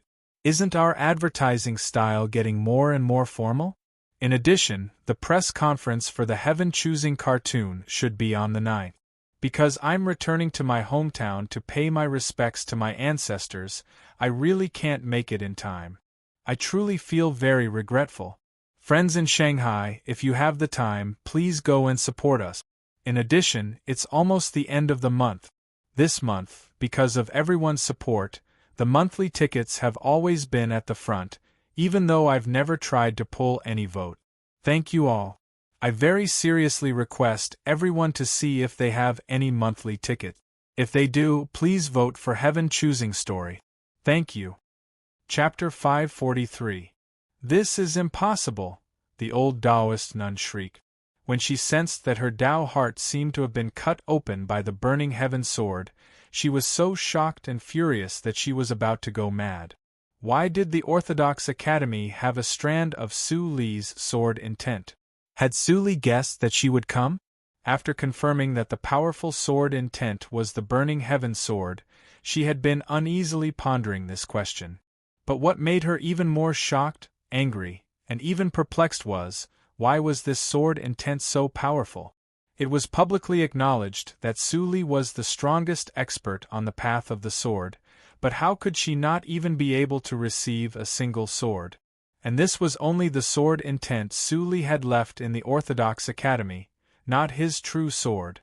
She was no ordinary expert. She was one of the storms of the 8 directions who had stepped into the divine domain many years ago. In the past, she had always believed that although Su Li had also stepped into the divine domain, he had done so many years later. No matter how talented he was not necessarily her match in terms of cultivation. But now, she could not even contend against a single strand of Su Li's sword intent. After anger came panic. The old Taoist nun gazed at that terrifying sword of fire, her Tao heart naturally filled with the desire to retreat. In the past, she would definitely have continued to fight, but now that she had confirmed that she was no match for Su Li, how could she not retreat? She had hidden her husband from her infiltration into the capital and had no powerful reinforcements. More importantly, Su Li was not the Pope, nor was he the Tianhai Divine Empress. He was a cold-blooded and emotionless madman. He really did dare to kill the storms of the 8 directions. The Luo River once more surged with countless waves, piling up in the snowy night like countless scraps of paper. Just before the sword intent slashed down once more, the old Taoist nun's unwilling howl resounded through the Luo River. Her figure suddenly vanished and then reappeared on the opposite shore, vanishing into the streets and alleys of the capital as quickly as possible. With their fastest speed, Chen Chongqing and the others followed the houses and restaurants that had been destroyed by the old Taoist nun. By the time they reached the shore of the Luo River, there was already no one here. There was only the fluttering snowflakes and the threads that had been cut off from the horsetail whisk, as well as the flaming sword floating in the air above the Luo River. Those threads were not willow catkins, nor were they snowflakes. Even the thinnest strand contained a terrifying might that could easily kill them. If that horsetail whisk were to strike with all its strength, it might truly be able to shake the entire Luo River, truly worthy of being a supreme expert that had stepped into the divine domain. Feeling the power within those threads, Chen Chongqing and the others subconsciously looked toward Xian Yuanpo, the first person who dared to attack the Taoist nun. They were filled with admiration, but at the same time, they thought, how strong was this flaming sword that had chopped the horsetail whisk into a featherless chicken and forced the Taoist nun to retreat. "What's going on?" Tang 36 asked as he looked at the burning sword in the night sky. In the first half of the night, Chen Chongqing had comprehended the sword intent on the letter and had a rough idea of what was going on. He said, "This is Senior Su Li's sword." Tang 36's lingering fear had yet to fade. He thought to himself, if not for this sword, the Orthodox Academy would have definitely flowed with rivers of blood today. Even if that old Taoist nun didn't make things too difficult for him, Chen Chongqing, and Su Mou for the sake of the orthodoxy and the Wenshui Tangs, Zhixiu would definitely be humiliated and Xian Yuanpo would have no chance of survival. This battle between experts that had been fought from the Orthodox Academy to the shores of the Luo River had alarmed many people. Not long after they arrived at the shores of the Luo River, a flame descended from the night sky. Xue Xingchuan rode over on the red cloud Qilin as fast as he could. At the same time, the three guardians that the Wenshui Tangs had dispatched to the capital finally appeared in the darkness, surrounding Tang 36. This was the first time Chen Chongqing and the others had seen the true strength of the Wenshui Tangs, so they couldn't help but glance over curiously. A storm of hooves thundered through the streets. The Orthodoxy cavalry and the Imperial Guard were probably on their way. Xue Xingchuan gazed at the collapsed embankment of the Luo River and the ruins of the restaurants and residences. With a grim expression, he asked, "What happened?" "Wuqiongbai has come," Tang 36 said. "One of the storms of the 8 directions had actually infiltrated the capital?" Xue Xingchuan's expression flickered, and then he turned to the great sword burning in the sky above the Luo River. His expression changed once more. With his level of cultivation, he could naturally tell that this was not a real sword. To be more precise, it was an illusory sword. Yet what made him wary was that even at his level of cultivation, he felt that he was far from being a match for this sword. Thus, he didn't need to ask to know whose sword intent this was. Su Li, why would he hide this sword intent in the Orthodox Academy? He looked into Chen Chongqing's eyes and asked, "Could it be that he knew beforehand that Wuqiongbai would act against you?" This was the matter that the old Taoist nun had least wanted to understand before her defeat, and it was also the matter that Chen Chongqing still did not understand. He had originally believed that of the 2 letters that Senior Su Li had entrusted Su Yorong to give him, the one that was immediately burned after reading was to help him comprehend sword intent, and the letter in his bosom was a life-saving treasure.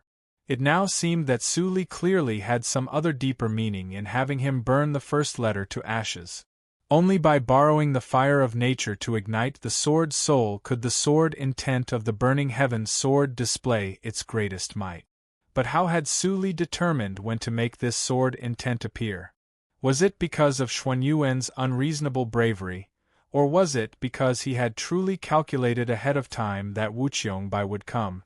The Orthodoxy cavalry and the Imperial Guard rushed to the scene, as did the priests of the Li Palace, as well as the officials and servants of the capital government.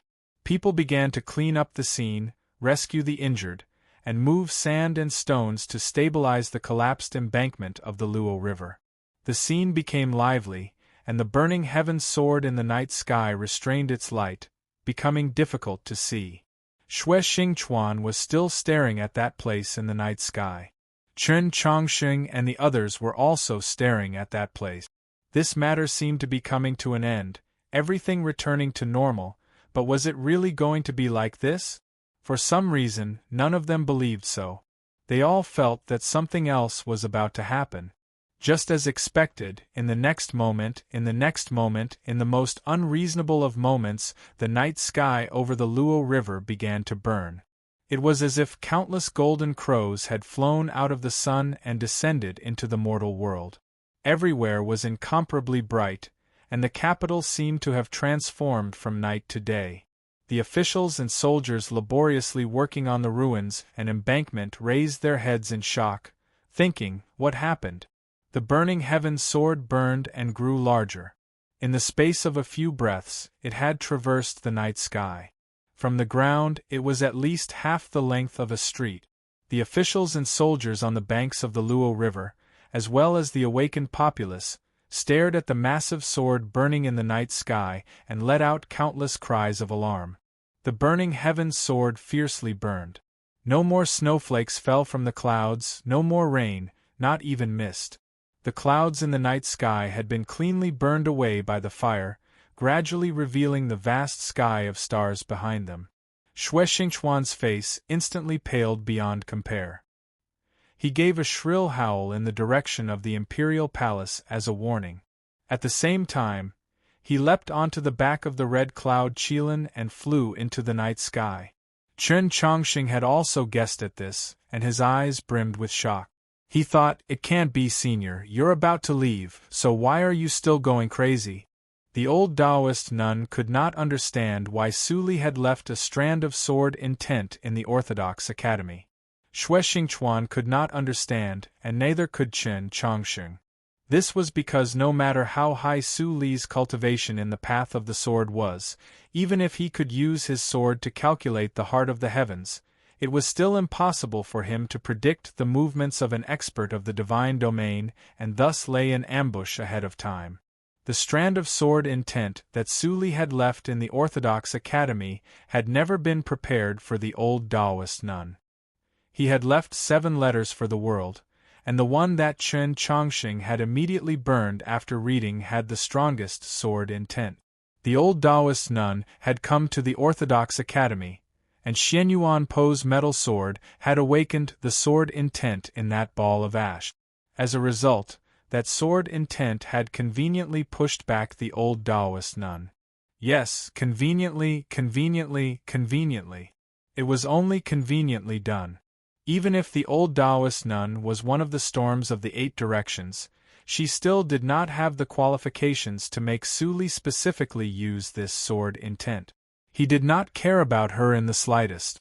The person he wanted to fight, the target of this strongest sword intent, had always been that person. That person was in the Imperial Palace, had always been in the Imperial Palace. That person was no ordinary person, but a saint. A clear whistle resounded through the night sky. Xue Xingchuan rode the red cloud Qilin into the sky, transforming into a streak of fire as he thrust his spear at the burning heaven sword. Yet his spear was simply incapable of piercing the burning heaven sword. It was obstructed on the outside, and the wind howled as the streak of fire was abruptly severed, causing it to descend to the ground. Xue Xingchuan and the red cloud Qilin were jolted into the Luo River, a mouthful of blood spurting from his mouth. The massive blazing sword finally moved, carrying with it countless flames and heat. It soared into the sky from the Luo River, heading for the Imperial Palace. Seeing this incomparably magnificent sight, everyone on the ground was so shocked that they couldn't make a sound. The eyes of Chen Chongxing, Tang 36, and the others were brimming with reverence and admiration. If a cultivator of the Tao could reach this level, would they have any regrets? Zheshio's face was expressionless, but his eyes were filled with fanaticism and determination. He thought to himself, "No matter how strong you are, there will be a day when I will defeat you." After the beginning of winter, the snow in the capital continued to fall intermittently, but the clouds in the sky rarely dispersed. It was not until tonight that the sword intent transformed into a massive sword that burned the heavens and spat out endless light and heat into the world. The snowy clouds were instantly burned away, revealing specks of stars. As the burning heaven sword headed for the imperial palace, the snowy clouds in the night sky scattered, and stars constantly appeared. It was a very beautiful sight, like the tip of a brush painting the night sky. Countless stars incessantly shone along with the sword. The incessantly bright stars in the night sky did not sprinkle their starlight upon the mortal world, but fell upon the trajectory of the burning heaven sword, transforming into countless bright scales. The burning heaven sword had finally become a dragon. The entire capital finally woke up at this moment. Some people had not slept the entire time. When the old Taoist nun walked through that alley, the Tianhai Divine Empress woke up. She then ascended the steps and ascended the dew platform. This was the highest place in the capital besides the Mausoleum of Book. One could see the nearest starry sky, and one could also see the vastness of the mortal world. She watched as the old Taoist nun appeared outside the Orthodox Academy, her expression indifferent. She watched as a powerful sword intent appeared in the Orthodox Academy, her expression still indifferent. She only raised her brows, apparently somewhat interested. Now, that sword was traveling from the Luo River to the Imperial Palace. She stood on the dew platform, the fierce winds brushing against her perfect face, unable to disperse her indifferent expression, only causing her black hair to drift in the wind. Her hands held behind her, she stared at the approaching sword dragon in the night sky. Her expression was calm, but a hint of graveness finally appeared in her eyes. Today there will be no more. In a little while, I will post an interview on my official WeChat account. It will be a chat with teacher Xiao Yanjun. The main reason is because of the Tencent Academy Award ceremony I mentioned last time. Posting this truly is a bit of self-boasting and shameful, but I feel that this interview contains many of my true thoughts. I want everyone to know what I think about writing books and a few other things. I want to be able to live together with everyone even more shamelessly for many more years. If everyone is interested, then go and take a look. Chapter 544. She took a step forward and arrived at the very edge of the dew platform. The night pearl and the human world were beneath her feet, the starry sky and fate above her head. She slowly spread out her hands, her wide sleeves falling down and dancing in the wind. She seemed to be standing before an abyss, cautious and careful. She seemed to be standing before a vast ocean, a majestic sight. An extremely profound and powerful aura appeared on the dew platform. With a slight shake of her wide sleeves, the night wind suddenly changed direction, moving against the wind and heading towards the burning heaven sword. Strands of black hair brushed against her face and drifted forward, slightly disheveled, adding to her beauty. Her hair trembled and the ebony hairpin stuck in her hair fell down, but it did not fall. Instead, it flew into the night sky. Everyone knew that the Divine Empress had an ebony hairpin. No matter the time, it would always be stuck in her hair. It was not because the hairpin was very beautiful, the lifelike carving of the phoenix head, but because it was no ordinary hairpin. It was the third ranked on the tier of legendary weapons, the wooden sword Little Phoenix. An extremely beautiful and incomparably solemn phoenix cry resounded through the entire capital. The ebony hairpin flew from the dew platform into the night sky. Following the starlight, it transformed into a graceful and beautiful black phoenix that was incomparably berserk. This black phoenix was so massive that it seemed capable of obscuring all the stars. It extended a claw and clawed at the blazing burning heaven sword. A terrifying sound reverberated endlessly between the heavens and the earth. The black phoenix's right claw directly gripped the fire dragon formed from the burning heaven sword. The dragon-scaled starlight around the burning heaven sword suddenly dimmed, and then, accompanied by countless tiny cracks, it began to shatter into pieces. But the burning heaven sword seemed to have long since predicted this and directly pierced through those starlight scales. Su Li's sword was truly unsheathed. An extremely sharp sword intent covered the entire night sky. Those scattered starlight were actually cut into even finer pieces, drifting down like snowflakes. Several black feathers flew into the air. A phoenix cry resounded once more, but this time, it was even more tyrannical and matchless. The black phoenix unfurled its 10-some li-long wings. The burning heaven sword stabbed into its black feathers, and its sharp beak fiercely struck the burning heaven sword's head. A stream of light shone, and then countless streams of light shone, overflowing with brilliant colors. It was indescribably magnificent. The night sky was illuminated and the world once more entered daytime. From the imperial palace to the heavenly Tao Academy, from the imperial court to the Li Palace, the protective arrays of countless buildings were stimulated by the collision of qi high up in the sky and automatically unfurled. Countless rings of clear light condensed into rings of light, almost simultaneously appearing in the streets and alleys of the capital. This scene was really too beautiful, so beautiful that it was dazzling, making people unable to look at it directly. In fact, there were indeed not many people who could see it. The stone pillars surrounding the Li Palace exuded an ancient qi. In the deepest part of the palace, the Pope quietly gazed at the night sky cut open by the courtyard, gazed at the massive blazing sword and the black phoenix that he had not seen for a very long time, and gave a long sigh that was difficult to understand. The forest of the Mausoleum of Books released an even more ancient qi. The aged divine general in the pavilion at the bottom of the divine path slowly raised his head, the dust of history slowly drifting away from his armor. Even he, who had a lonely heart and a lonely Tao, had been shaken by tonight's battle. After an unknown amount of time, the flowing light in the night sky finally faded away. The thunder-like clashing qis in the sky also gradually disappeared. The snowy clouds in the surroundings slowly gathered, once more obscuring the shattered starlight. The capital once more returned to night and the world once more grew quiet.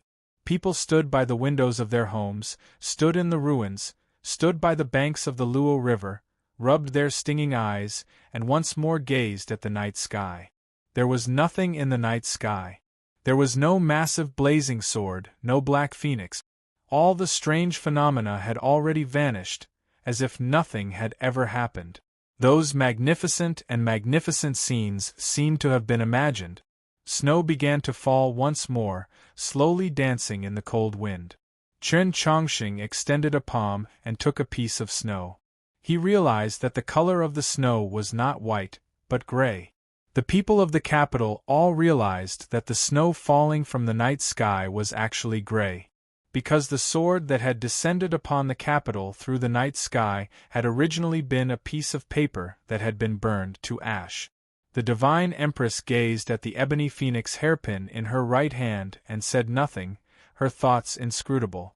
The wind on the dew platform blew away the gray snow stuck to the hairpin, revealing the hairpin's body. The dark red phoenix head on the hairpin was still as noble and beautiful as before, but if one looked carefully, one could see that a shallow sword scar had been added to the hairpin.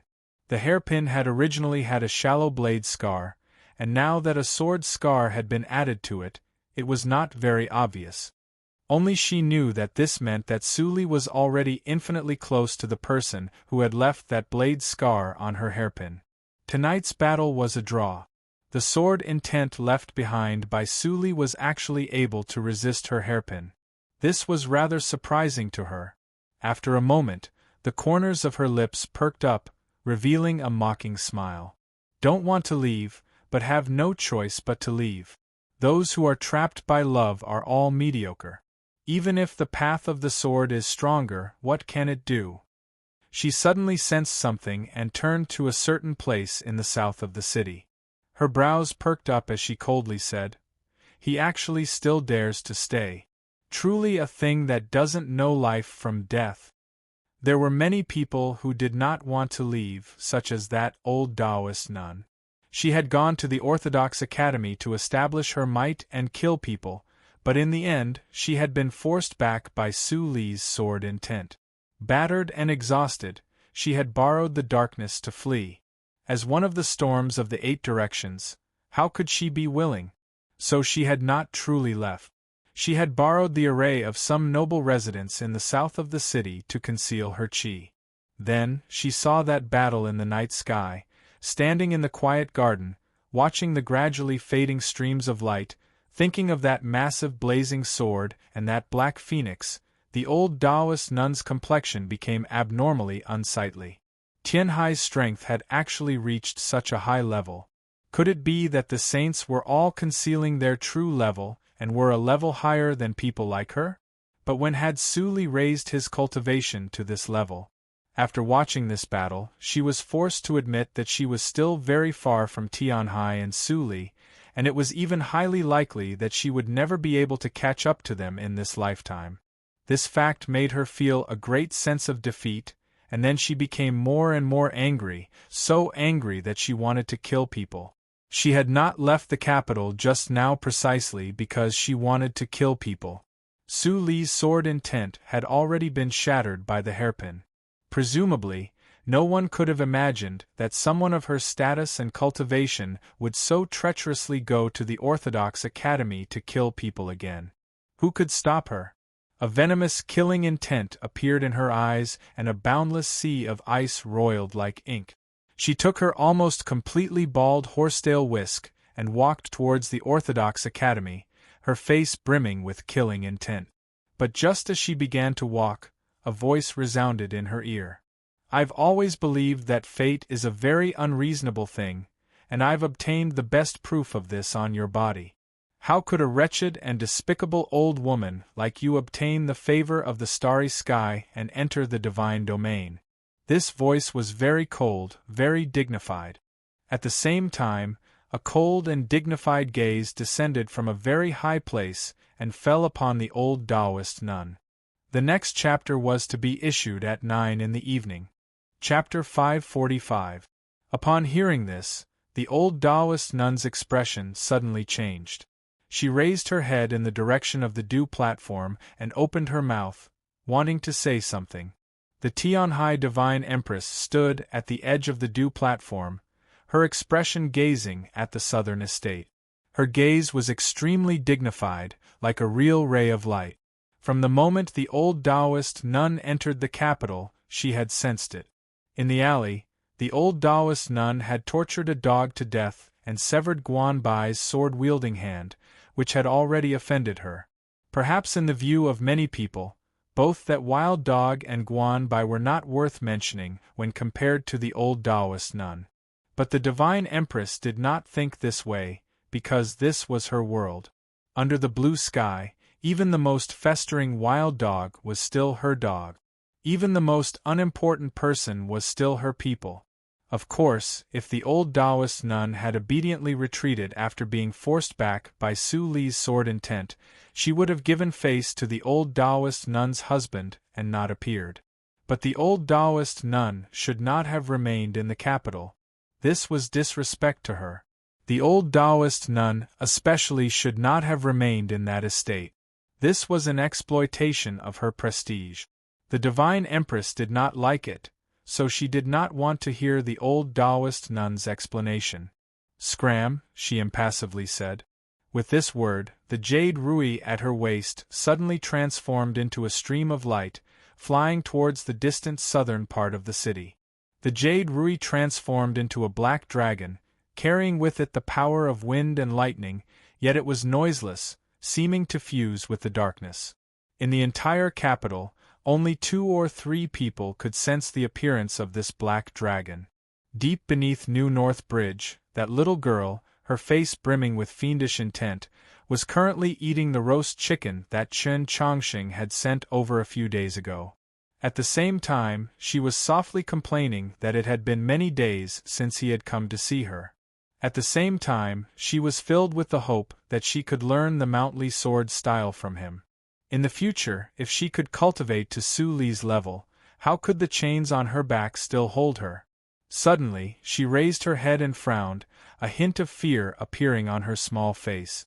Under the cover of the darkness, the black dragon transformed from the jade Rui arrived in the southern part of the city. The word scram exploded in the old Taoist nun's ears like thunder. Her expression suddenly changed, and she no longer hesitated. Turning, she left.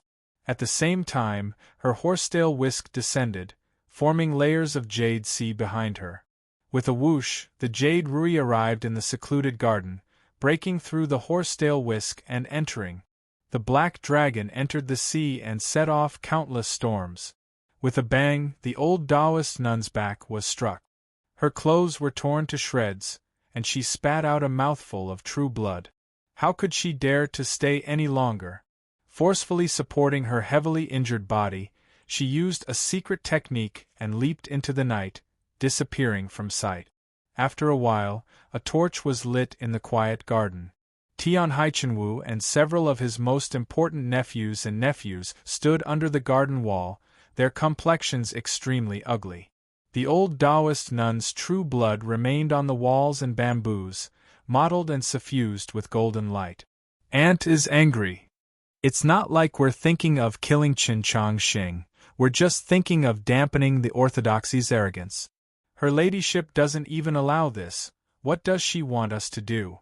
The Pope sat on his chair, gazing at the green leaf in the pot that was growing stronger and stronger, thinking about tonight's events. After a few moments of absent-mindedness, he muttered to himself, "Senior brother, your judgment back then was correct. She truly is stronger than everyone imagined, and I think this is still not her strongest." Besides powerful figures like the Pope and the old Taoist nun, in tonight's battle in the capital, besides Su Li's display of his world-shaking cultivation on the path of the sword, the most important event for many people was the sight of that tyrannical and peerless Black Phoenix. At this moment, everyone finally confirmed that the Divine Empress truly was as rumored, possessing the extremely noble Heavenly Phoenix bloodline. It was no wonder that she doted on Su Yorong so much. From the perspective of innate talent and bloodline, she truly could treat Su Yorong as her true daughter. Only a few people knew that before and after this heaven-shaking battle between the Divine Empress and Su Li, 2 other battles had taken place in the capital. In normal times, these 2 battles in the divine domain would assuredly incite countless discussions in the world, but tonight, these 2 battles would inevitably become inconspicuous footnotes. No one knew that one of the storms of the 8 directions, Wuqiong Bai, had once infiltrated the capital in the middle of the night, wanting to go to the Orthodox Academy to help her beloved only son regain some face. In the end, she had been repeatedly suppressed by Su Li and the Divine Empress, 2 legends. Not only had she failed to regain any face, she had instead been heavily injured and left in an incomparably miserable state. It didn't take long for the 7 letters Su Li had left for the continent to finally be known. The Myriad Willows garden outside Honshu City had been burned to the ground. It was truly impossible to conceal this matter, and the Zhu clan of Tianliang County and the emotion-severing sect suddenly became much more low-key. At the same time, the longevity sect's elder Liang suddenly died of an illness, and 2 more elders were afflicted with serious illnesses. Thus, the first generation of experts that had survived that upheaval 10-some years ago withered away. The longevity sect announced to the world that it had immediately secluded itself for 3 years. Even the imminent confluence of the North and South was to remain uninvolved, no longer expressing any opinion. In such a short period of time, so many major events had occurred. Everyone knew that this was assuredly related to Su Li. What truly shocked the entire world was naturally the battle between Su Li and the Tianhai Divine Empress on that snowy night in the capital. When the news that Su Li had accompanied the Holy Maiden in seclusion had first arrived, many Southerners believed that he had been unable to resist the pressure of the people of Zhou and had thus become a deserter. However deep their love had been, how deep their hatred was now. This was especially the case when those youths of the South, who had once idolized him, mentioned him. Their words were filled with disrespect and incomparable hatred. However, Suli was still Suli. As the tallest and most towering tree in the south in the last several hundred years, how could he have left because he wanted to escape? How could he have left so calmly, silently, inconspicuously, and even somewhat aggrieved? Before leaving, he had to settle all his grudges. He had once cold-blooded and mercilessly killed many people. The world had many reasons to hate him, but he did not have too many places in the world that he needed to hate. Looking back over the past few years, only the humiliation and injuries he had suffered on his journey south from the snowy plains of the land of demons had not been washed clean. Those shameless people who had stirred up internal strife in Mountly were still alive, so the myriad willows garden had been burned down, Zhu Luo had been crippled, and the longevity sect had gradually disappeared into the long river of history. As for the word grudge in front, it was naturally settled by the letter in Chen Chongqing's bosom, the sudden gift of tens of thousands of acres of fertile land to Scalatree Manor, and the amnesty personally issued by a famous assassin by the Tianhai Divine Empress. Of course, in his final moments he did not forget to do something that he had actually always wanted to do, but never had the chance to do. A true contest with the Tianhai Divine Empress. Many years ago, when Suli was still very young, he was already the world's chief assassin on the ranking of assassins.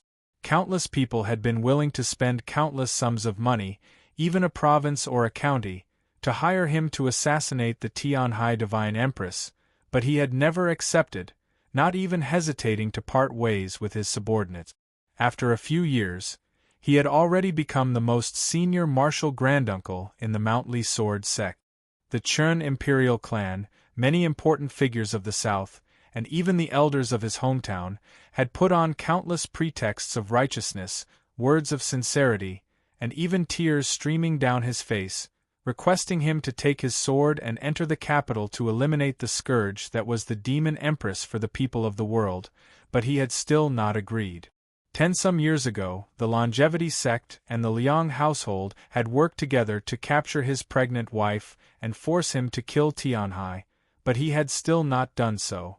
It was not because he did not have his current level of cultivation in the path of the sword and did not have the confidence to challenge a true saint, nor was it because he did not want the current situation to be in turmoil and the human world to fall into internal strife, thus giving the demon army a chance to invade the south.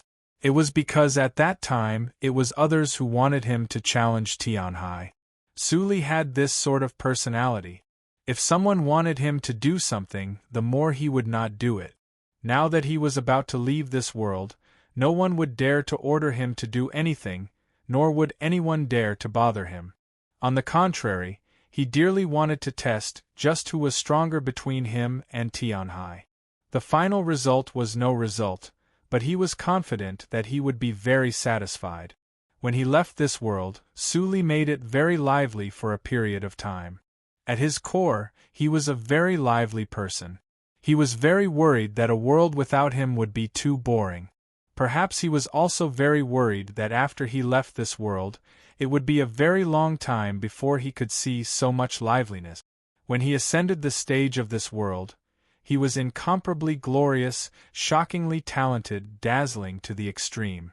When he left this world, he was similarly vigorous and elegant. He was confident that this world would never be able to forget his name, even if he might not appear for a very long time. He had another goal in doing this, to establish might for Mountly for the Southerners. The burning heaven sword illuminated the capital, illuminating the night sky together with the wooden phoenix sword. He was telling the Tianhai Divine Empress and the Pope that after the confluence of the North and South, they had to treat the Southerners a little better. At the same time, he was telling the entire continent not to take advantage of his absence and try to do anything to Mountly. Otherwise, all of you will die a very ugly death like that elder of the longevity sect, your homes and mountain gates burned to the ground like the myriad willows garden. All of this. Tomorrow's chapter, above. Chapter 546. Suli had left, but life still continued.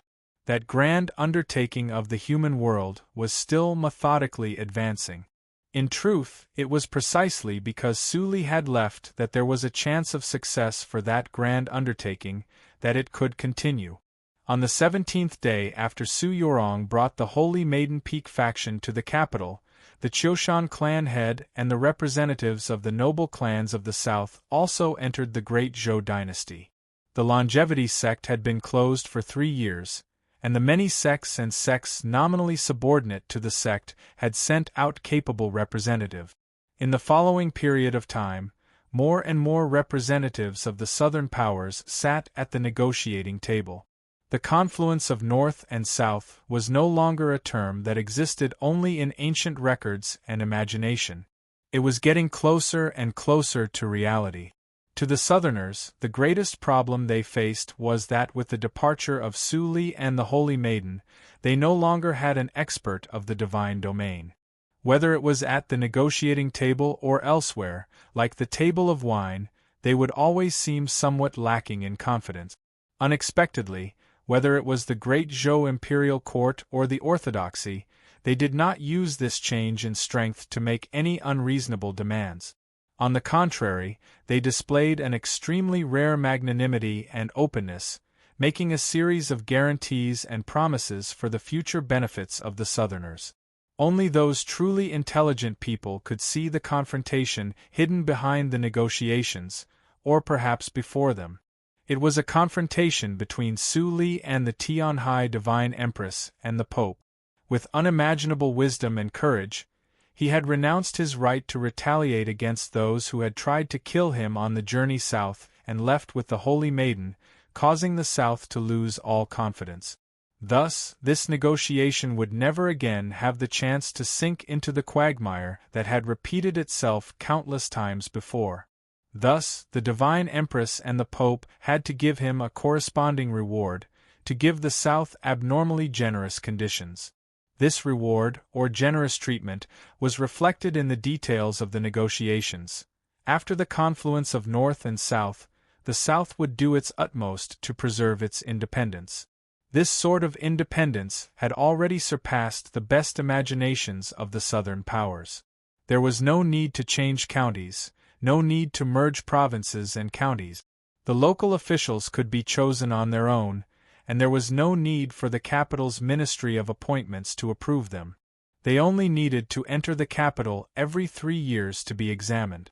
They were also given preferential treatment in terms of taxes, and in terms of the transfer of funds from the national treasury.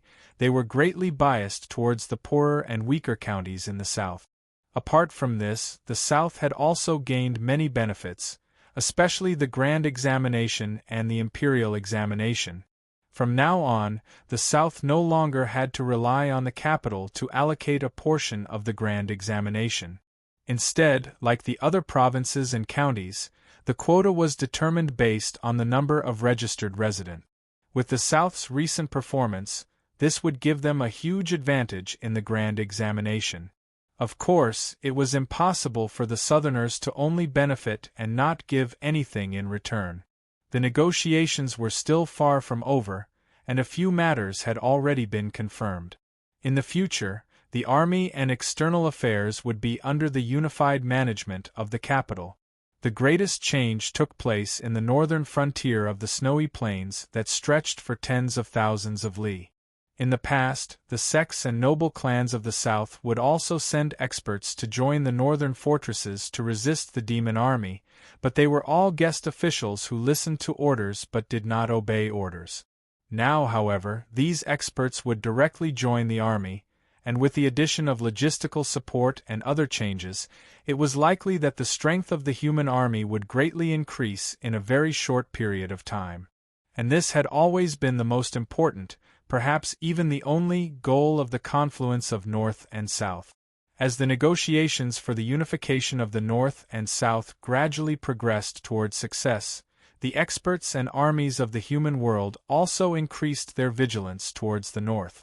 Rations and supplies from the South were continuously transported to 11 important border passes, ready to deal a heavy blow to the demon cavalry heading south at any moment. This was because it was very clear that the demon race would not just watch as the human world's unification of the North and South succeeded. They would definitely do something, especially that extremely treacherous military advisor Black Robe. Perhaps he had already begun to carry out his crafty schemes. The situation in the North was a bit tense, and the two sides of the negotiation table in the capital were also a bit tense, but the tense mood was different. Su Yurong played an extremely important role in the confluence of North and South. It could even be said that, on the spiritual level, she was the most important representative, because she was a Zhou citizen and also the saintess of the South. Naturally, her schedule also became busy. She constantly summoned representatives of the forces in the South, and at the same time, communicated with the Zhou imperial court. Fortunately, she lived in the royal palace, so it was very convenient for her to meet the Divine Queen. Chen Chongqing hadn't seen her for more than 10 days. He missed her a bit, but he knew that she was doing something extremely important, so he obviously wouldn't have any complaints. As a person who treasured time the most, he didn't waste his time on missing her or waiting. He used the cold of the deep winter to continuously polish his spirit, perceive the 5 stone pearls, silently memorize the having blade technique, and occasionally give lessons to the freshmen of the Tradition Academy. Most of the time, he was still constantly studying, but of course, he didn't forget some other important matters. On a normal winter day with wind and snow, he bought a large amount of food and trinkets from the street market. He held up the yellow paper umbrella and avoided the countless eyes around the Tradition Academy. Under the eyes of the royal guards, he walked to the tree outside of the palace wall. Then, while the wind was blowing and the snow was blinding his eyes, he jumped into the well at New North Bridge. The most oil-absorbent paper was spread on the ground, taking up half the size of a house. Countless types of hot food were neatly arranged on top, giving off the same steam and different fragrances. There was steamed deer tail, roasted goose, roasted duck, and a dozen or so skewers of rice dumplings, but this time there was no steamed bear paw because of Xian Yuan Po. No one in the Tradition Academy currently ate that. Chen Chongqing used 2 fingers to pull out a clean handkerchief from his sleeve, carefully wiping off the oil and water on his hand. He raised his head and looked at the Black Dragon, saying, "Tang Tang turned Clear Lake Restaurant into the Tradition Academy's dining hall. I forgot to tell you, but besides Blue Lobster, I still bought everything else from outside. I feel like they taste better." In the middle of the floor full of food, there was a small mountain of blue lobster. When Chen Chongqing said these words, he was smiling. His smile was very clean, containing a joy that came from his heart. To be able to make so many good things for the Black Dragon to eat, he really felt very satisfied. The Black Dragon's mountainous body slowly descended. An indescribably cold aura instantly suppressed the steam emitted by the food. Chen Chongqing hurriedly unsheathed his sword and slashed. A sword intent faintly imbued with the glow of fire pierced through the air. The food was instantly heated up, not frozen into ice. He used the Burning Heaven sword. A few nights ago, he had comprehended the sword intent in that letter for a very long time. Afterwards, he saw Su Li's Burning Heaven sword and the Divine Empress Ebony Phoenix hairpin battle, so he had improved somewhat. Although his current path of the sword could not be said to have reached great heights, in his current level of cultivation, it could already be called incomparably perfect. But, using the Burning Heaven sword, which was extremely difficult to completely comprehend, to heat up the food, no matter how one looked at it, seemed somewhat inappropriate. The Black Dragon did not think so. She felt that it was extremely appropriate. She was very satisfied with the floor full of food and the small mountain of blue lobster that Chen Chongqing had spent so much effort to prepare. She was even more satisfied with Chen Chongqing's method of using the Burning Heaven sword to heat up the food, because this meant that in his eyes, letting her eat fresh and hot food was much more important than maintaining the so-called dignity of the path of the sword. She decided to forgive him for not coming here to see her for almost a month. A dignified and distant, simple yet incomparably complex dragon cry resounded through the gloomy and cold underground. Chen Chongqing was slightly taken aback. He did not understand why the black dragon was not in a hurry to eat, but wanted him to first attend the dragon language lessons. But then he suddenly remembered that he had already delivered food to the black dragon so many times, but he had seemingly never seen her eat anything in front of him. Woo, Hugh. From time to time, the black dragon's low and dignified dragon cry would rise up from underground. Chen Chongqing clumsily and earnestly learned to speak. Chen Chongqing was extremely focused on learning, even when his voice was hoarse. His sea of consciousness was empty, and his body was extremely weak. But he did not forget to every so often, he would slash down with the burning heaven's sword at his side, helping the roast goose and roast duck maintain their original fragrance at the most appropriate temperature. The black dragon's whiskers would also occasionally float up, sprinkling down snowflakes that landed on the small mountain of blue lobsters. It was a very beautiful sight.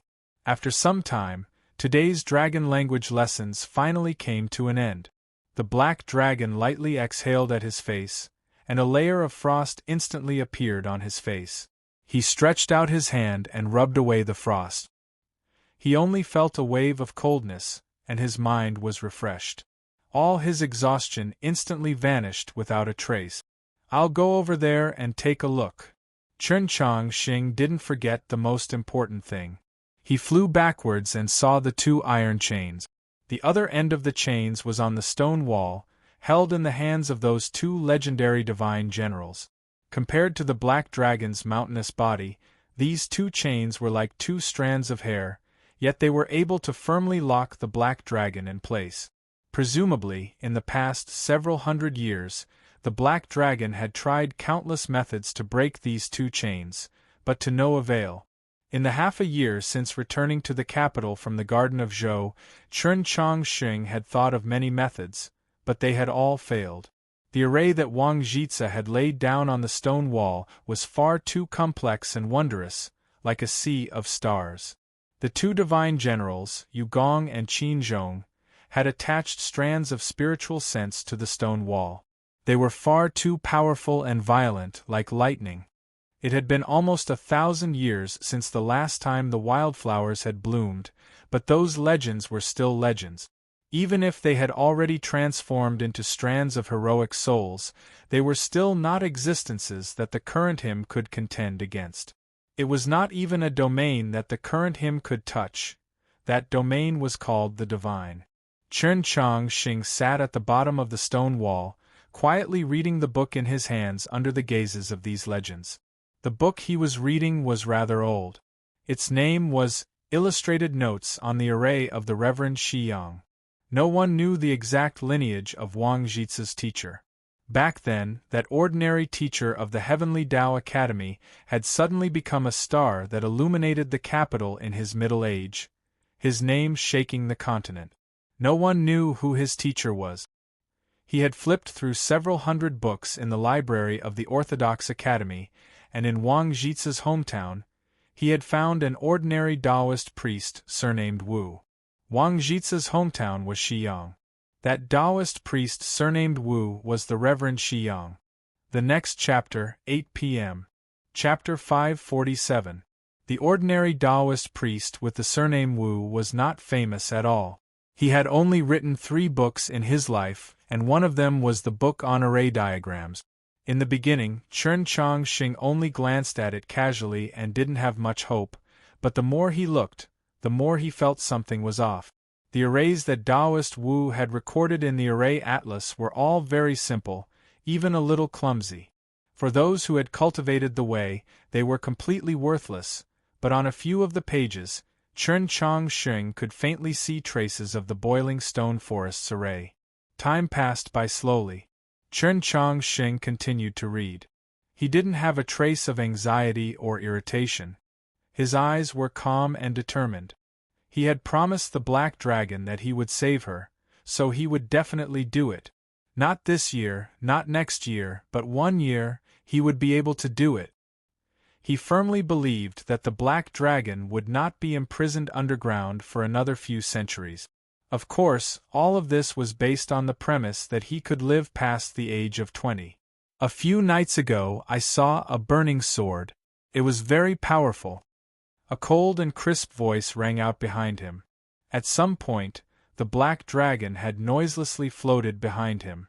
When it mentioned the blazing sword, a hint of fear flashed through its eyes. That is, Su Li's sword? Chen Chongqing had already confirmed the Black Dragon's gender and had heard her voice before, but he still wasn't used to it. In the 10,000 li journey south, because the Black Dragon had helped him suppress his injuries in the Garden of Zhou, it had consumed too much of its soul and spent the vast majority of its time sleeping. However, it had to be admitted that there was another important reason why it was not willing to wake up. It did not want to be discovered by Su Li. At that time, Su Li was heavily injured, not even comparable to an ordinary person. The Black Dragon still instinctively feared him. At the very beginning, in the hot springs of the snowy mountains, she had sensed that Su Li's sword had once slain many of her clansmen, even clansmen stronger than her. Senior Su Li and the Divine Empress fought. The final result should be a draw, right? What about you? You haven't come to see me for so many days, you must be very busy. What are you busy with? I'm looking for books related to formations. Chen Chongqing glanced at the portraits of the two divine generals on the stone wall and continued.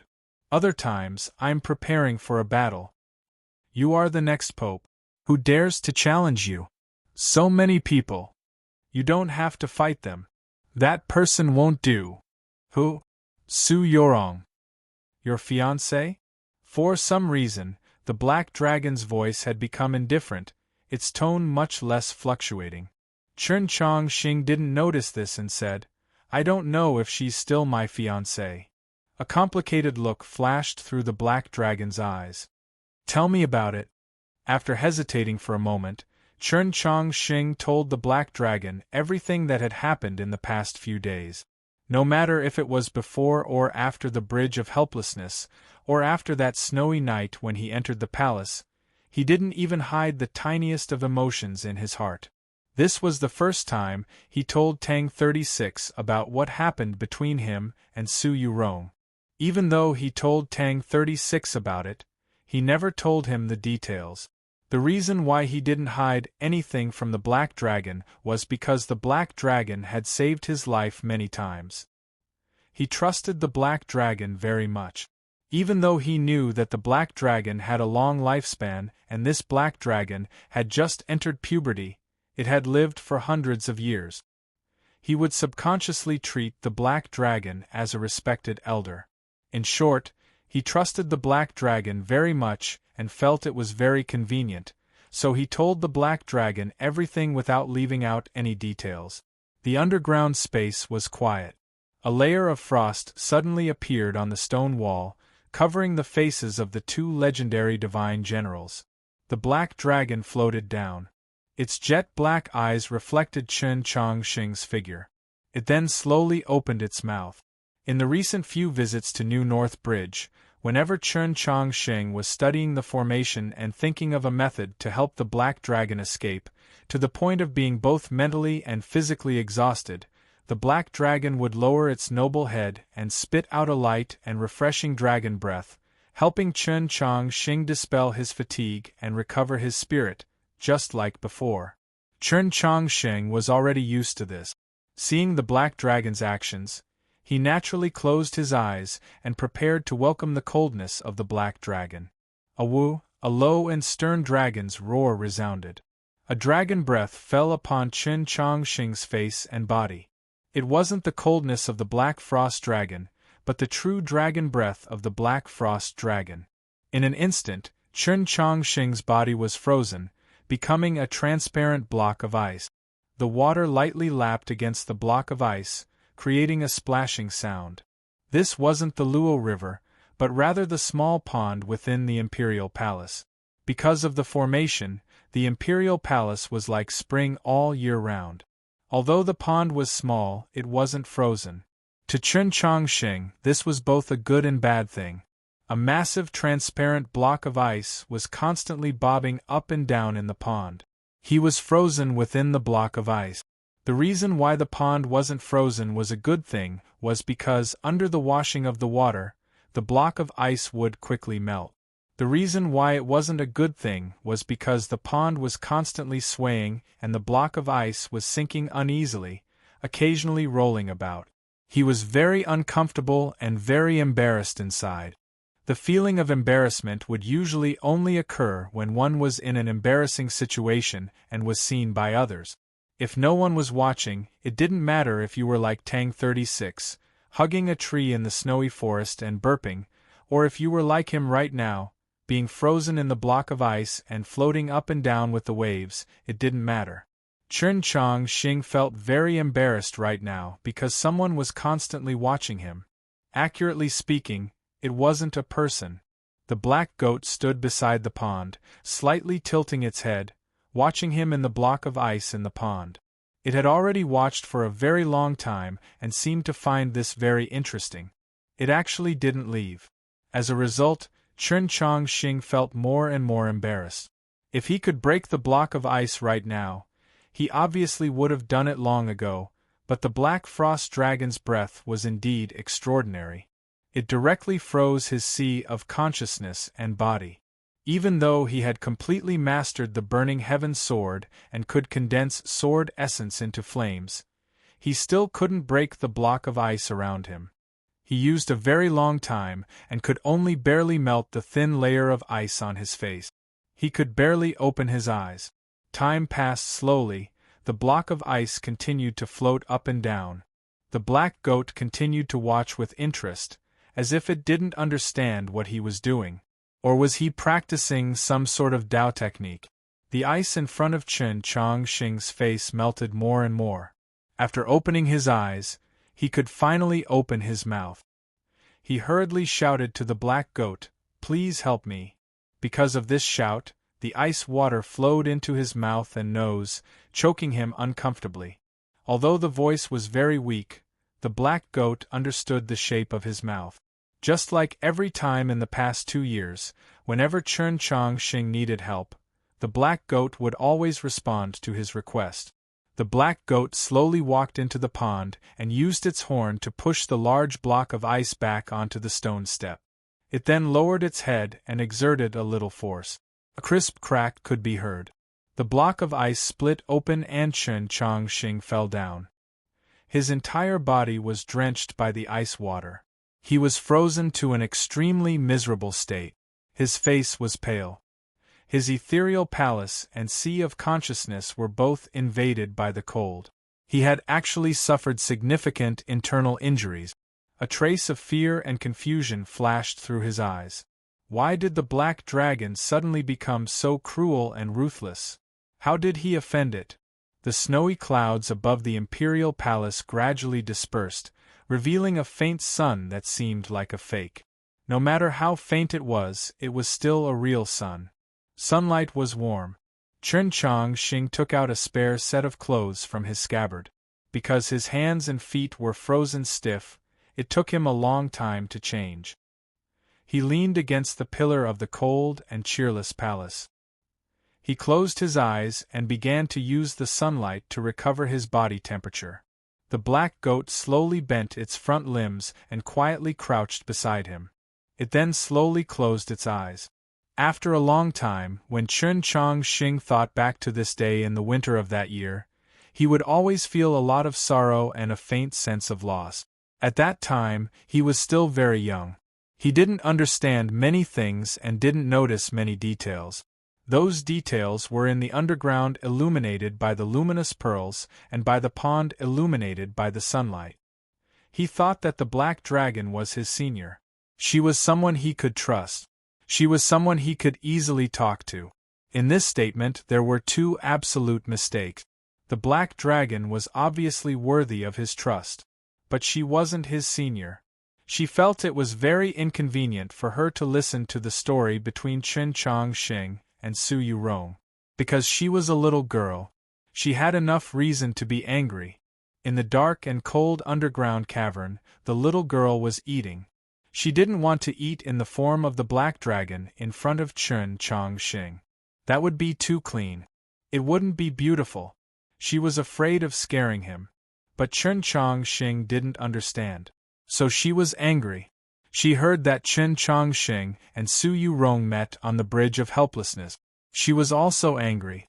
In the past, she had always thought that it would be great if he never knew about this matter. In the end, she didn't know if it was because of the food or because she was angry, but her cheeks were slightly puffed up, and her beautiful little face was filled with an unhappy expression. The cinnabar scar between her brows was filled with killing intent, and her dignified vertical pupils were now filled with grievance. Heartless man! If it wasn't because you also had a wound between your eyebrows on the Bridge of Helplessness, similar to me, I would have swallowed you in one bite. She held the blue lobster in her hands. She bit it like a sugar cane.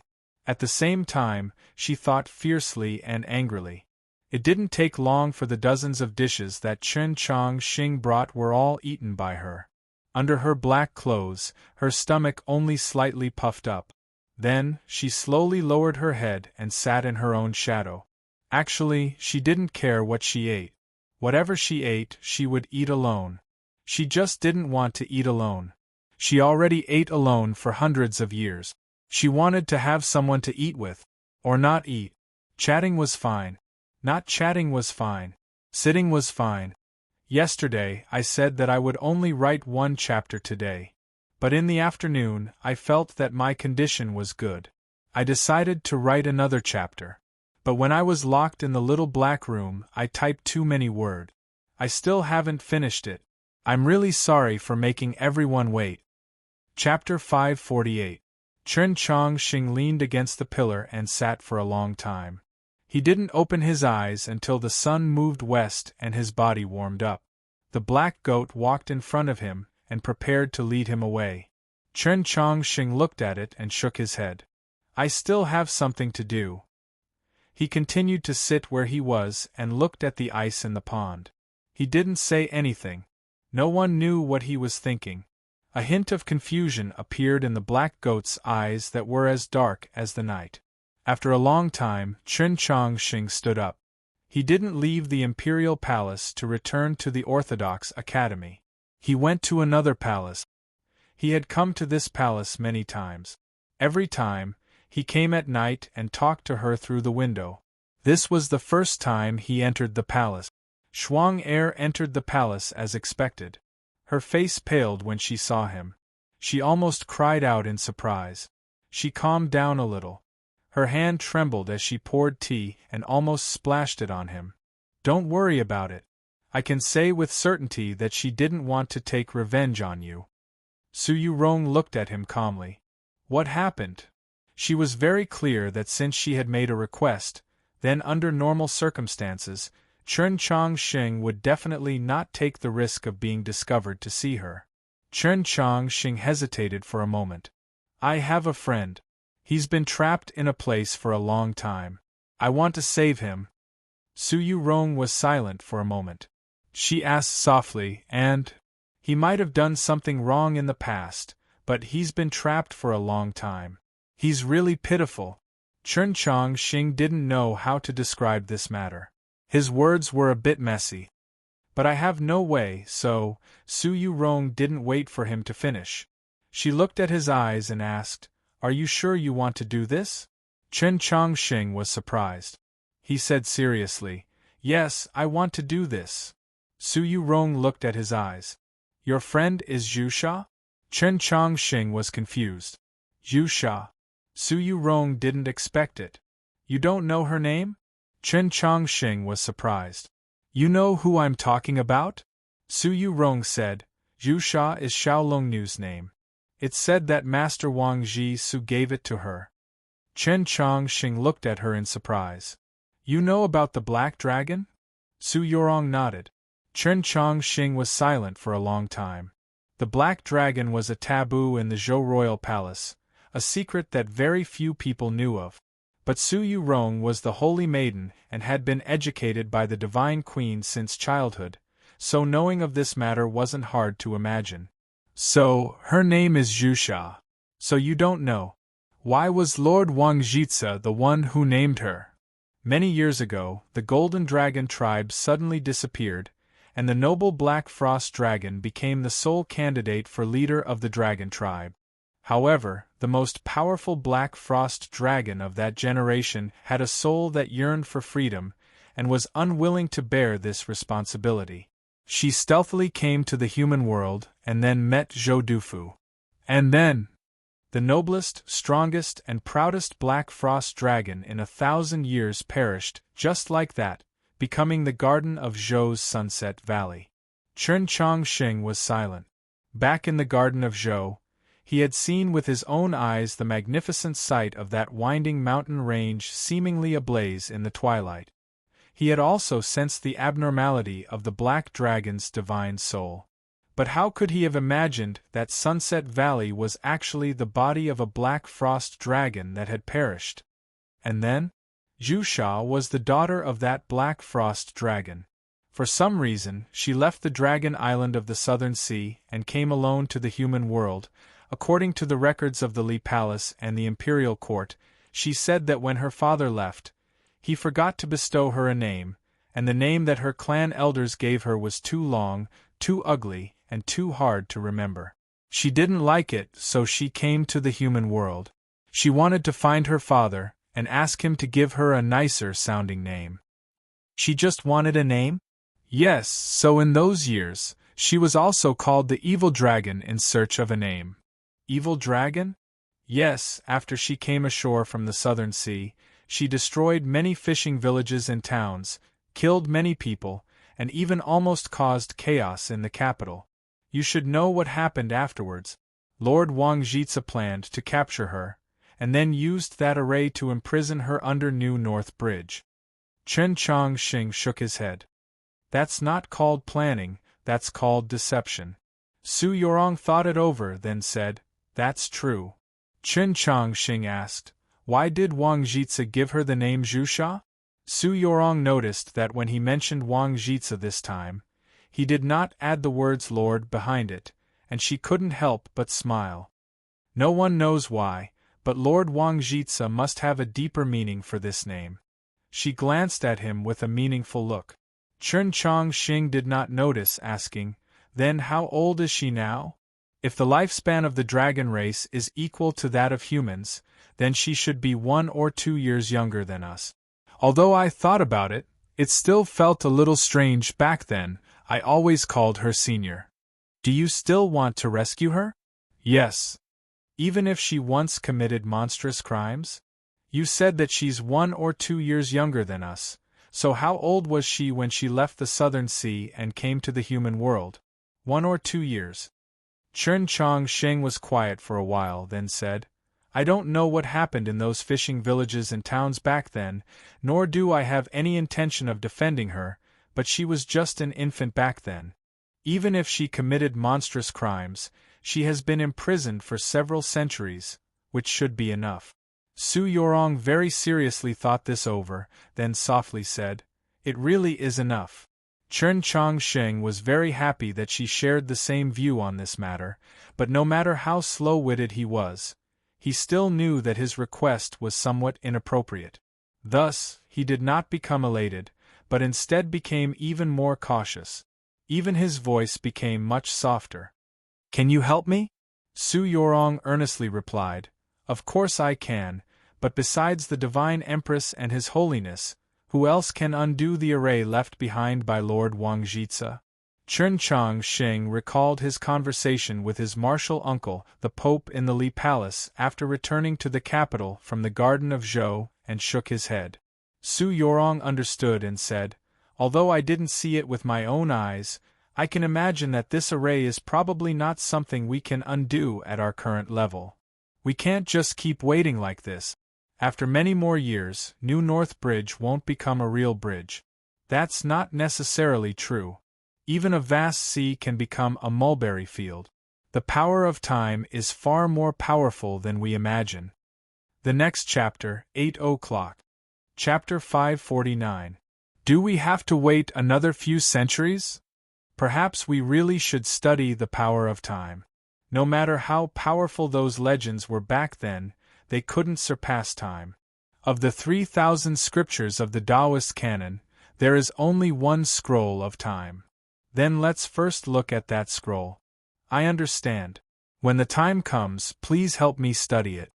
With his mind set and the sky darkening, Chen Chongqing stood up, bid farewell, and walked out of the hall. Schwanger stood on the snowy ground outside the hall, constantly paying attention to what was going on outside. When she saw him walk out, she had a very complicated expression. Chen Chongqing was prepared to say something to her when he suddenly heard Su Yorong's voice from behind him. "You're very close to Lady Zhusha?" Chen Chongqing froze for a moment before realizing that the Lady Zhusha she spoke of was the little black dragon. Confused, he asked, "Close? You saw you two hugging each other." It was obvious that Su Yorong was intentionally keeping her voice calm, because it was so calm that it was almost stiff. Chen Chongqing was speechless. He thought, the black dragon is like a mountain. How can I hug her? Don't you know, if she doesn't maintain her dragon body, she would be a pretty girl? Night had fallen. Chen Chongqing silently gazed at the calm pond and the shattered ice on its surface. The girl and the black dragon might have only changed their appearances, but the feeling they gave off was completely different. There was a huge difference between having a name and not having a name. In the past, Wang Jitsa had given her a name, Zhusha. He had also given her two names, Jiji and Hongzhuang. There seemed to be a faint connection between the two. The black frost dragon that had died in battle in the Garden of Zhou had a noble and limitless soul that yearned for freedom. She was the daughter of that black frost dragon. Presumably, she also had a heart that yearned for freedom, yet she had been imprisoned for so many years. It was truly pitiful. He did not speak to the pond, but left. On the same night, he used the stone pearl left behind by Wang Jitsa to enter the Garden of Zhou. He paid no attention to the low tide of monsters. He only noticed that the current Garden of Zhou was much better than before. The lakes around the plain had already been dredged clean, and the collapsed cliffs had already been tidied up. He went to the lakeshore on the other side of the waterfall and found the scroll of time amongst the dried books on the rock. He returned to Sunset Valley. Borrowing the light from the distant horizon, he began to read. After a long time, he put away the scroll and said to the majestic mountains in front of him, "Please rest assured, I will save your daughter."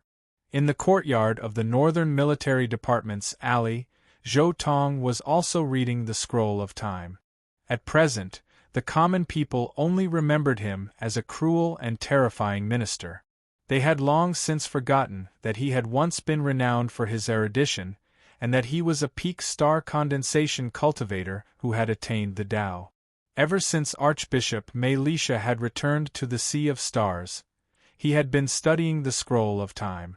It was only recently that he had finally comprehended the true meaning of this Taoist scripture. Can it really change the flow of time? As he gazed at the snow in the courtyard and the lonely crabapple tree in the snow, the sea of blood in the depths of Zhou Tong's eyes incessantly roiled, seeming abnormally tyrannical and terrifying. This represented that his mind was currently in a state of shock, his sea of consciousness uneasy. Even his callous Tao heart found it somewhat difficult to control. As time passed, the sea of blood in his eyes gradually calmed, and his pale face began to show signs of exhaustion and sorrow.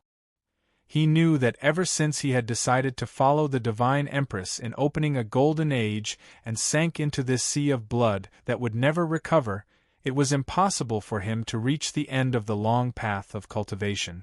Whether it was time or space, they were both domains that he could no longer touch.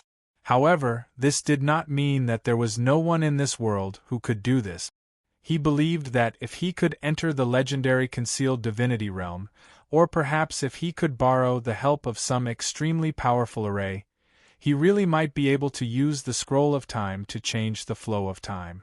This also meant that a certain person's age might have been altered by someone. Perhaps that youth was the same age as Crown Prince Xiaoming? Two rumors were spreading through the capital. The first rumor was rather nonsensical. It said that little Principal Chun of the Orthodox Academy was a descendant of the Chun imperial clan, and was even highly likely to be that Crown Prince Xiaoming who had disappeared during the coup in the palace. No one believed this rumor, because Chun Chongqing was clearly much younger than Crown Prince Xiaoming.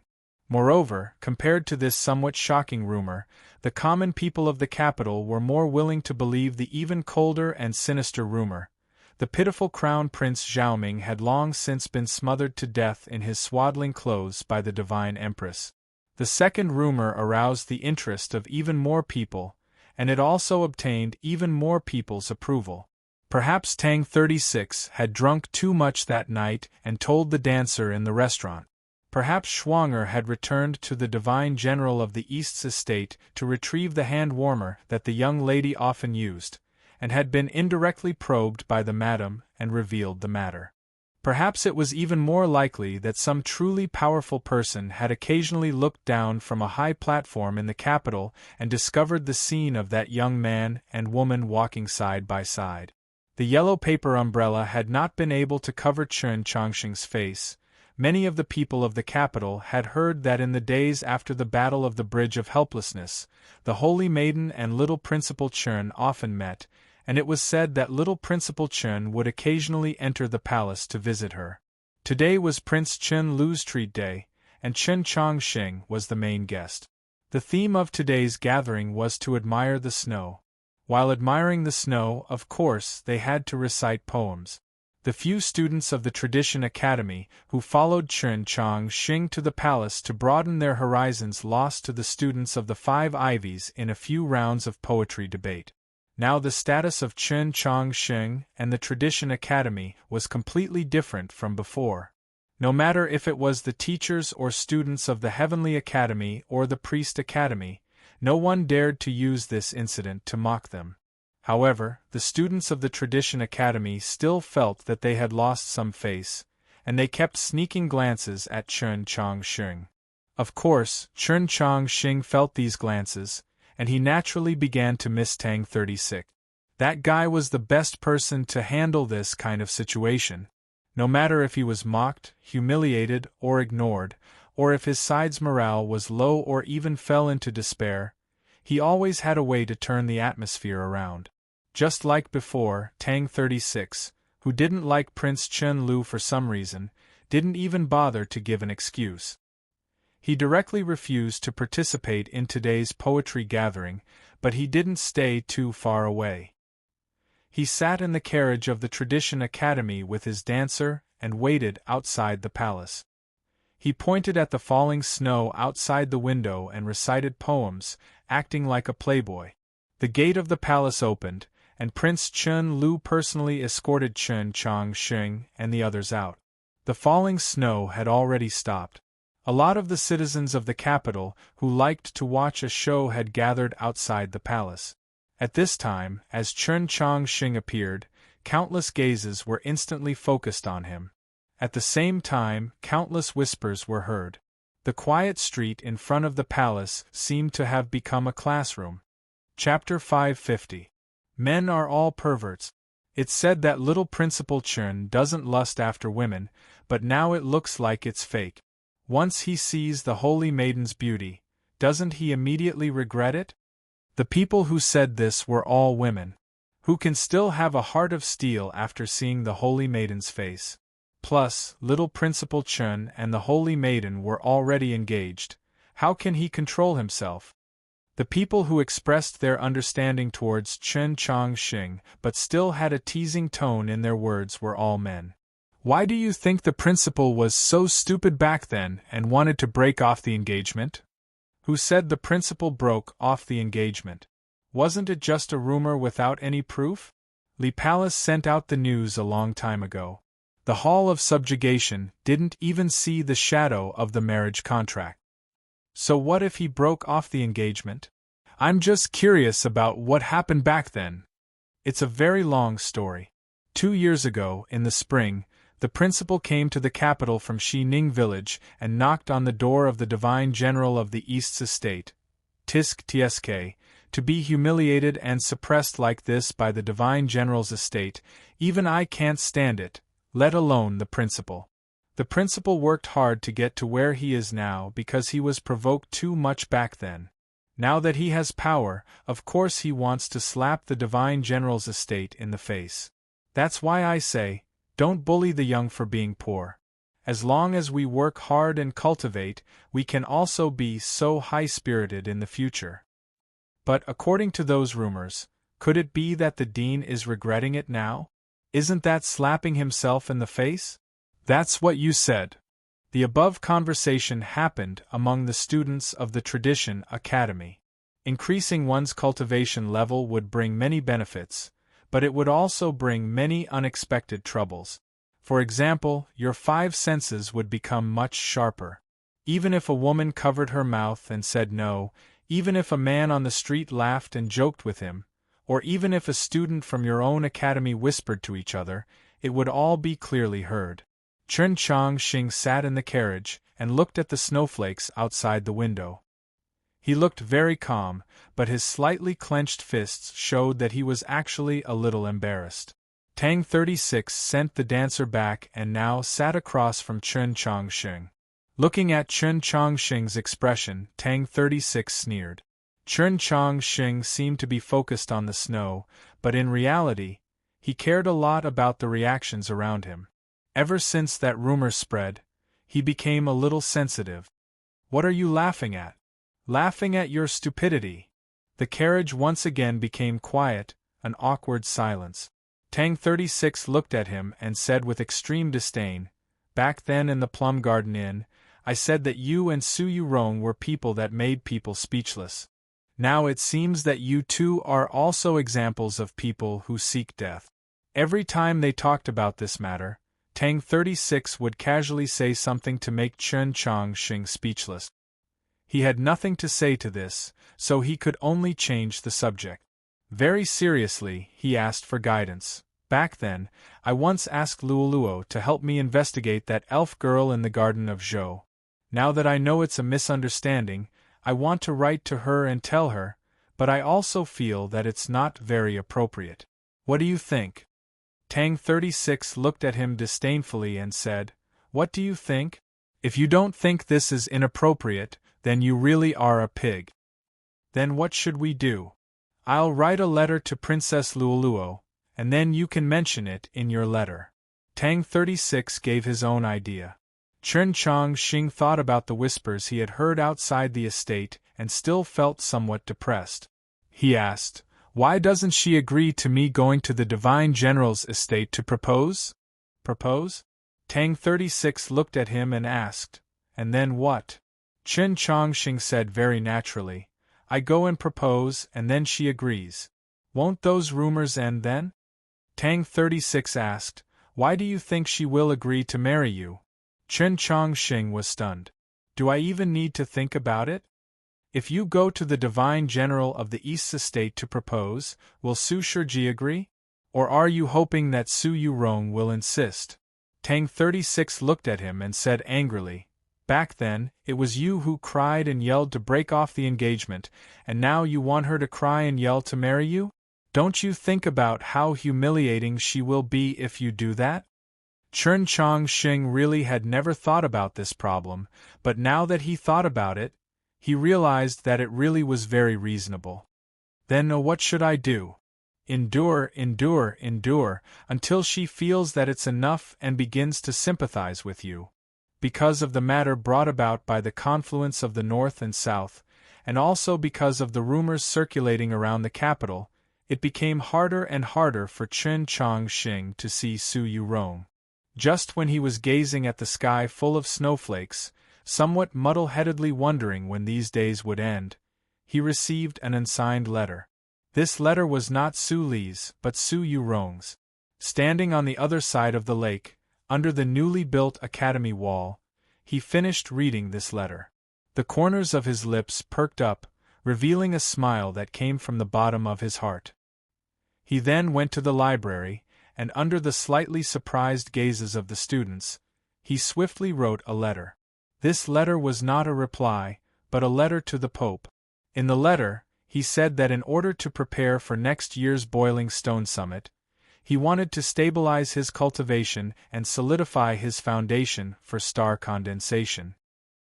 He wanted to once more enter the mausoleum of books to view the monoliths and comprehend the Tao. On the same night, he received the Pope's reply. In the letter, the Pope expressed his praise and gratification for his eagerness to study, and gave him his blessings for once more entering the mausoleum of books to view the monoliths and comprehend the Tao. Then at the end of the letter, he said that in the future, if he wanted to enter the mausoleum of books, he only needed to record it in the Li Palace. There was no need to specially write a letter to him. Only when he saw these words on the letter did Chen Changxing truly experience some sort of change.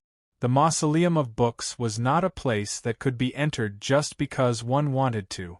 Countless cultivators of the continent, in order to obtain the right to enter the mausoleum of books, either fought bloody battles against the demons in the north to accumulate military merit, or strove to advance in the grand examination, striving to enter the top 3. But in the end, only a small number of people succeeded. But to the current him, the mausoleum of books was a place that he could enter whenever he wanted. He was no longer that young Taoist from Xining village. He was the principal of the Orthodox Academy, the Pope's martial nephew, the future Pope. He was still very young, but he was already an important figure. The heavy stone door slowly opened, causing the ground to tremble. As he gazed at the mausoleum before him that was still green in the depths of winter, Chen Changxing very naturally recalled the shock he felt when he first arrived here 1 year ago. The priests and cavalry that guarded the mausoleum of books looked at the youth standing in front of the cardinals and guessed at his identity. They couldn't help but feel rather complicated. Chen Changxing walked into the mausoleum of books. This time, he was not a tourist, nor was he a monolith viewer. It was more like he had come to inspect. This sort of feeling was made incomparably real by the respectful attitudes of the cardinals at his side. He refused the residence that the Li Palace had arranged for him and went straight to the grass hut that Sun Mei had left behind. It had been a very long time since anyone had lived in the grass hut. There was some dust on the sides of the pot, and the cured meat hanging from the beam had not been finished. The fence in the courtyard, however, was much sturdier than it had been when he was here. He didn't know if it had been Tang 36 or Guan Feibai who had repaired it. When he thought of the time when he had cooked here, watched the sun, and viewed the monoliths, he began to miss it. Tang 36 and Zhishio could be seen every day in the Orthodox Academy, but Go Hanshi and the others had not been seen for a year. He didn't know how they were doing in Mount Li. A voice came from outside the fence. Perhaps it was because the wintersweet in the forest was in full bloom, but it brought with it a clear and cold fragrance. "This is Senior Sun Mei's residence?" Chen Changxing awoke from his memories, and turned around to look. He saw Su Yorong standing outside the fence. In the forest outside the fence, the plum blossoms were in full bloom. She stood there, bathed in the morning light. She was as beautiful as a flower. Chen Changxing could now enter the mausoleum of books as he pleased. She was the holy maiden, so she could naturally as well. He said, "Yes, we lived here for a very long time." Su Yorong did not walk into the fence. She looked at the somewhat dilapidated grass hut under the morning light and calmly said, "Sometimes when I think about it, I'm really curious. Back then, you and the seniors of the Mount Li sword sect were like fire and water, yet you had to stay under the same roof. Didn't you fight every night?" Chen Changxing said, "Go Hanshi was a modest gentleman." Su Yorong said, "But Senior didn't have such a good temper." Chen Changxing thought about the first night, when Tang 36 and Guan Feibai almost fought over a clean bed, and laughed. The grand examination will start the day after tomorrow. Right now, the mausoleum of books is still very quiet. He looked at Su Yorong and said, "This is really a good idea." The rumors in the capital were boiling. Although they were basically making fun of Chen Changxing, for Su Yorong it was also a kind of trouble. It was difficult for the two to meet, and it was even more difficult for them to talk quietly. Her writing a letter to invite him to the mausoleum of books was indeed an excellent idea. Of course, to use the mausoleum of books, where the Xiozha of the world struggled and worked so hard to enter, as a place for a date, was really a bit exaggerated. Only he and she could do it. Su Yorong saw that he understood her meaning, and even said it out so directly. She felt a little embarrassed, but not angry, because when Chen Chongqing said these words, his eyes were very clean and his expression was very sincere. He had passion, but under the calmness, his eyes were bright, but not burning. If Qiu Shanjun was said to be a sun, giving people warmth and heat, and being open and just to the extreme, Chen Chongqing was a cool breeze. Everyone liked the sun, but she liked to casually walk around in the cool breeze. In the middle of winter, the capital was already 10,000 li like silver, but the mausoleum of books was still lush and green. Walking in the forest between the mausoleum, all that brushed against one's face was the spring wind, extremely refreshing and pleasant. Chen Chongqing and Su Yorong walked along the mountain path towards the reflecting monolith hut. A middle-aged man appeared in the middle of the mountain path, blocking their path. That person's eyes were deep and serene. His cultivation was obviously very high. When he looked at Chen Chongqing, his eyes were filled with endless coldness. If one looked closely, they could even see a bit of hatred. Afterwards, I left for my hometown and drove back to the northeast. It might take half a month, these 2 days. I've been desperately saving chapters, but I'm still not sure. Updating will slow down. Yes, of course, everyone knows that I'm a nervous person. If there is a second update every day, I will report it to everyone. If there isn't, then it will be the first update just like before. Thank you.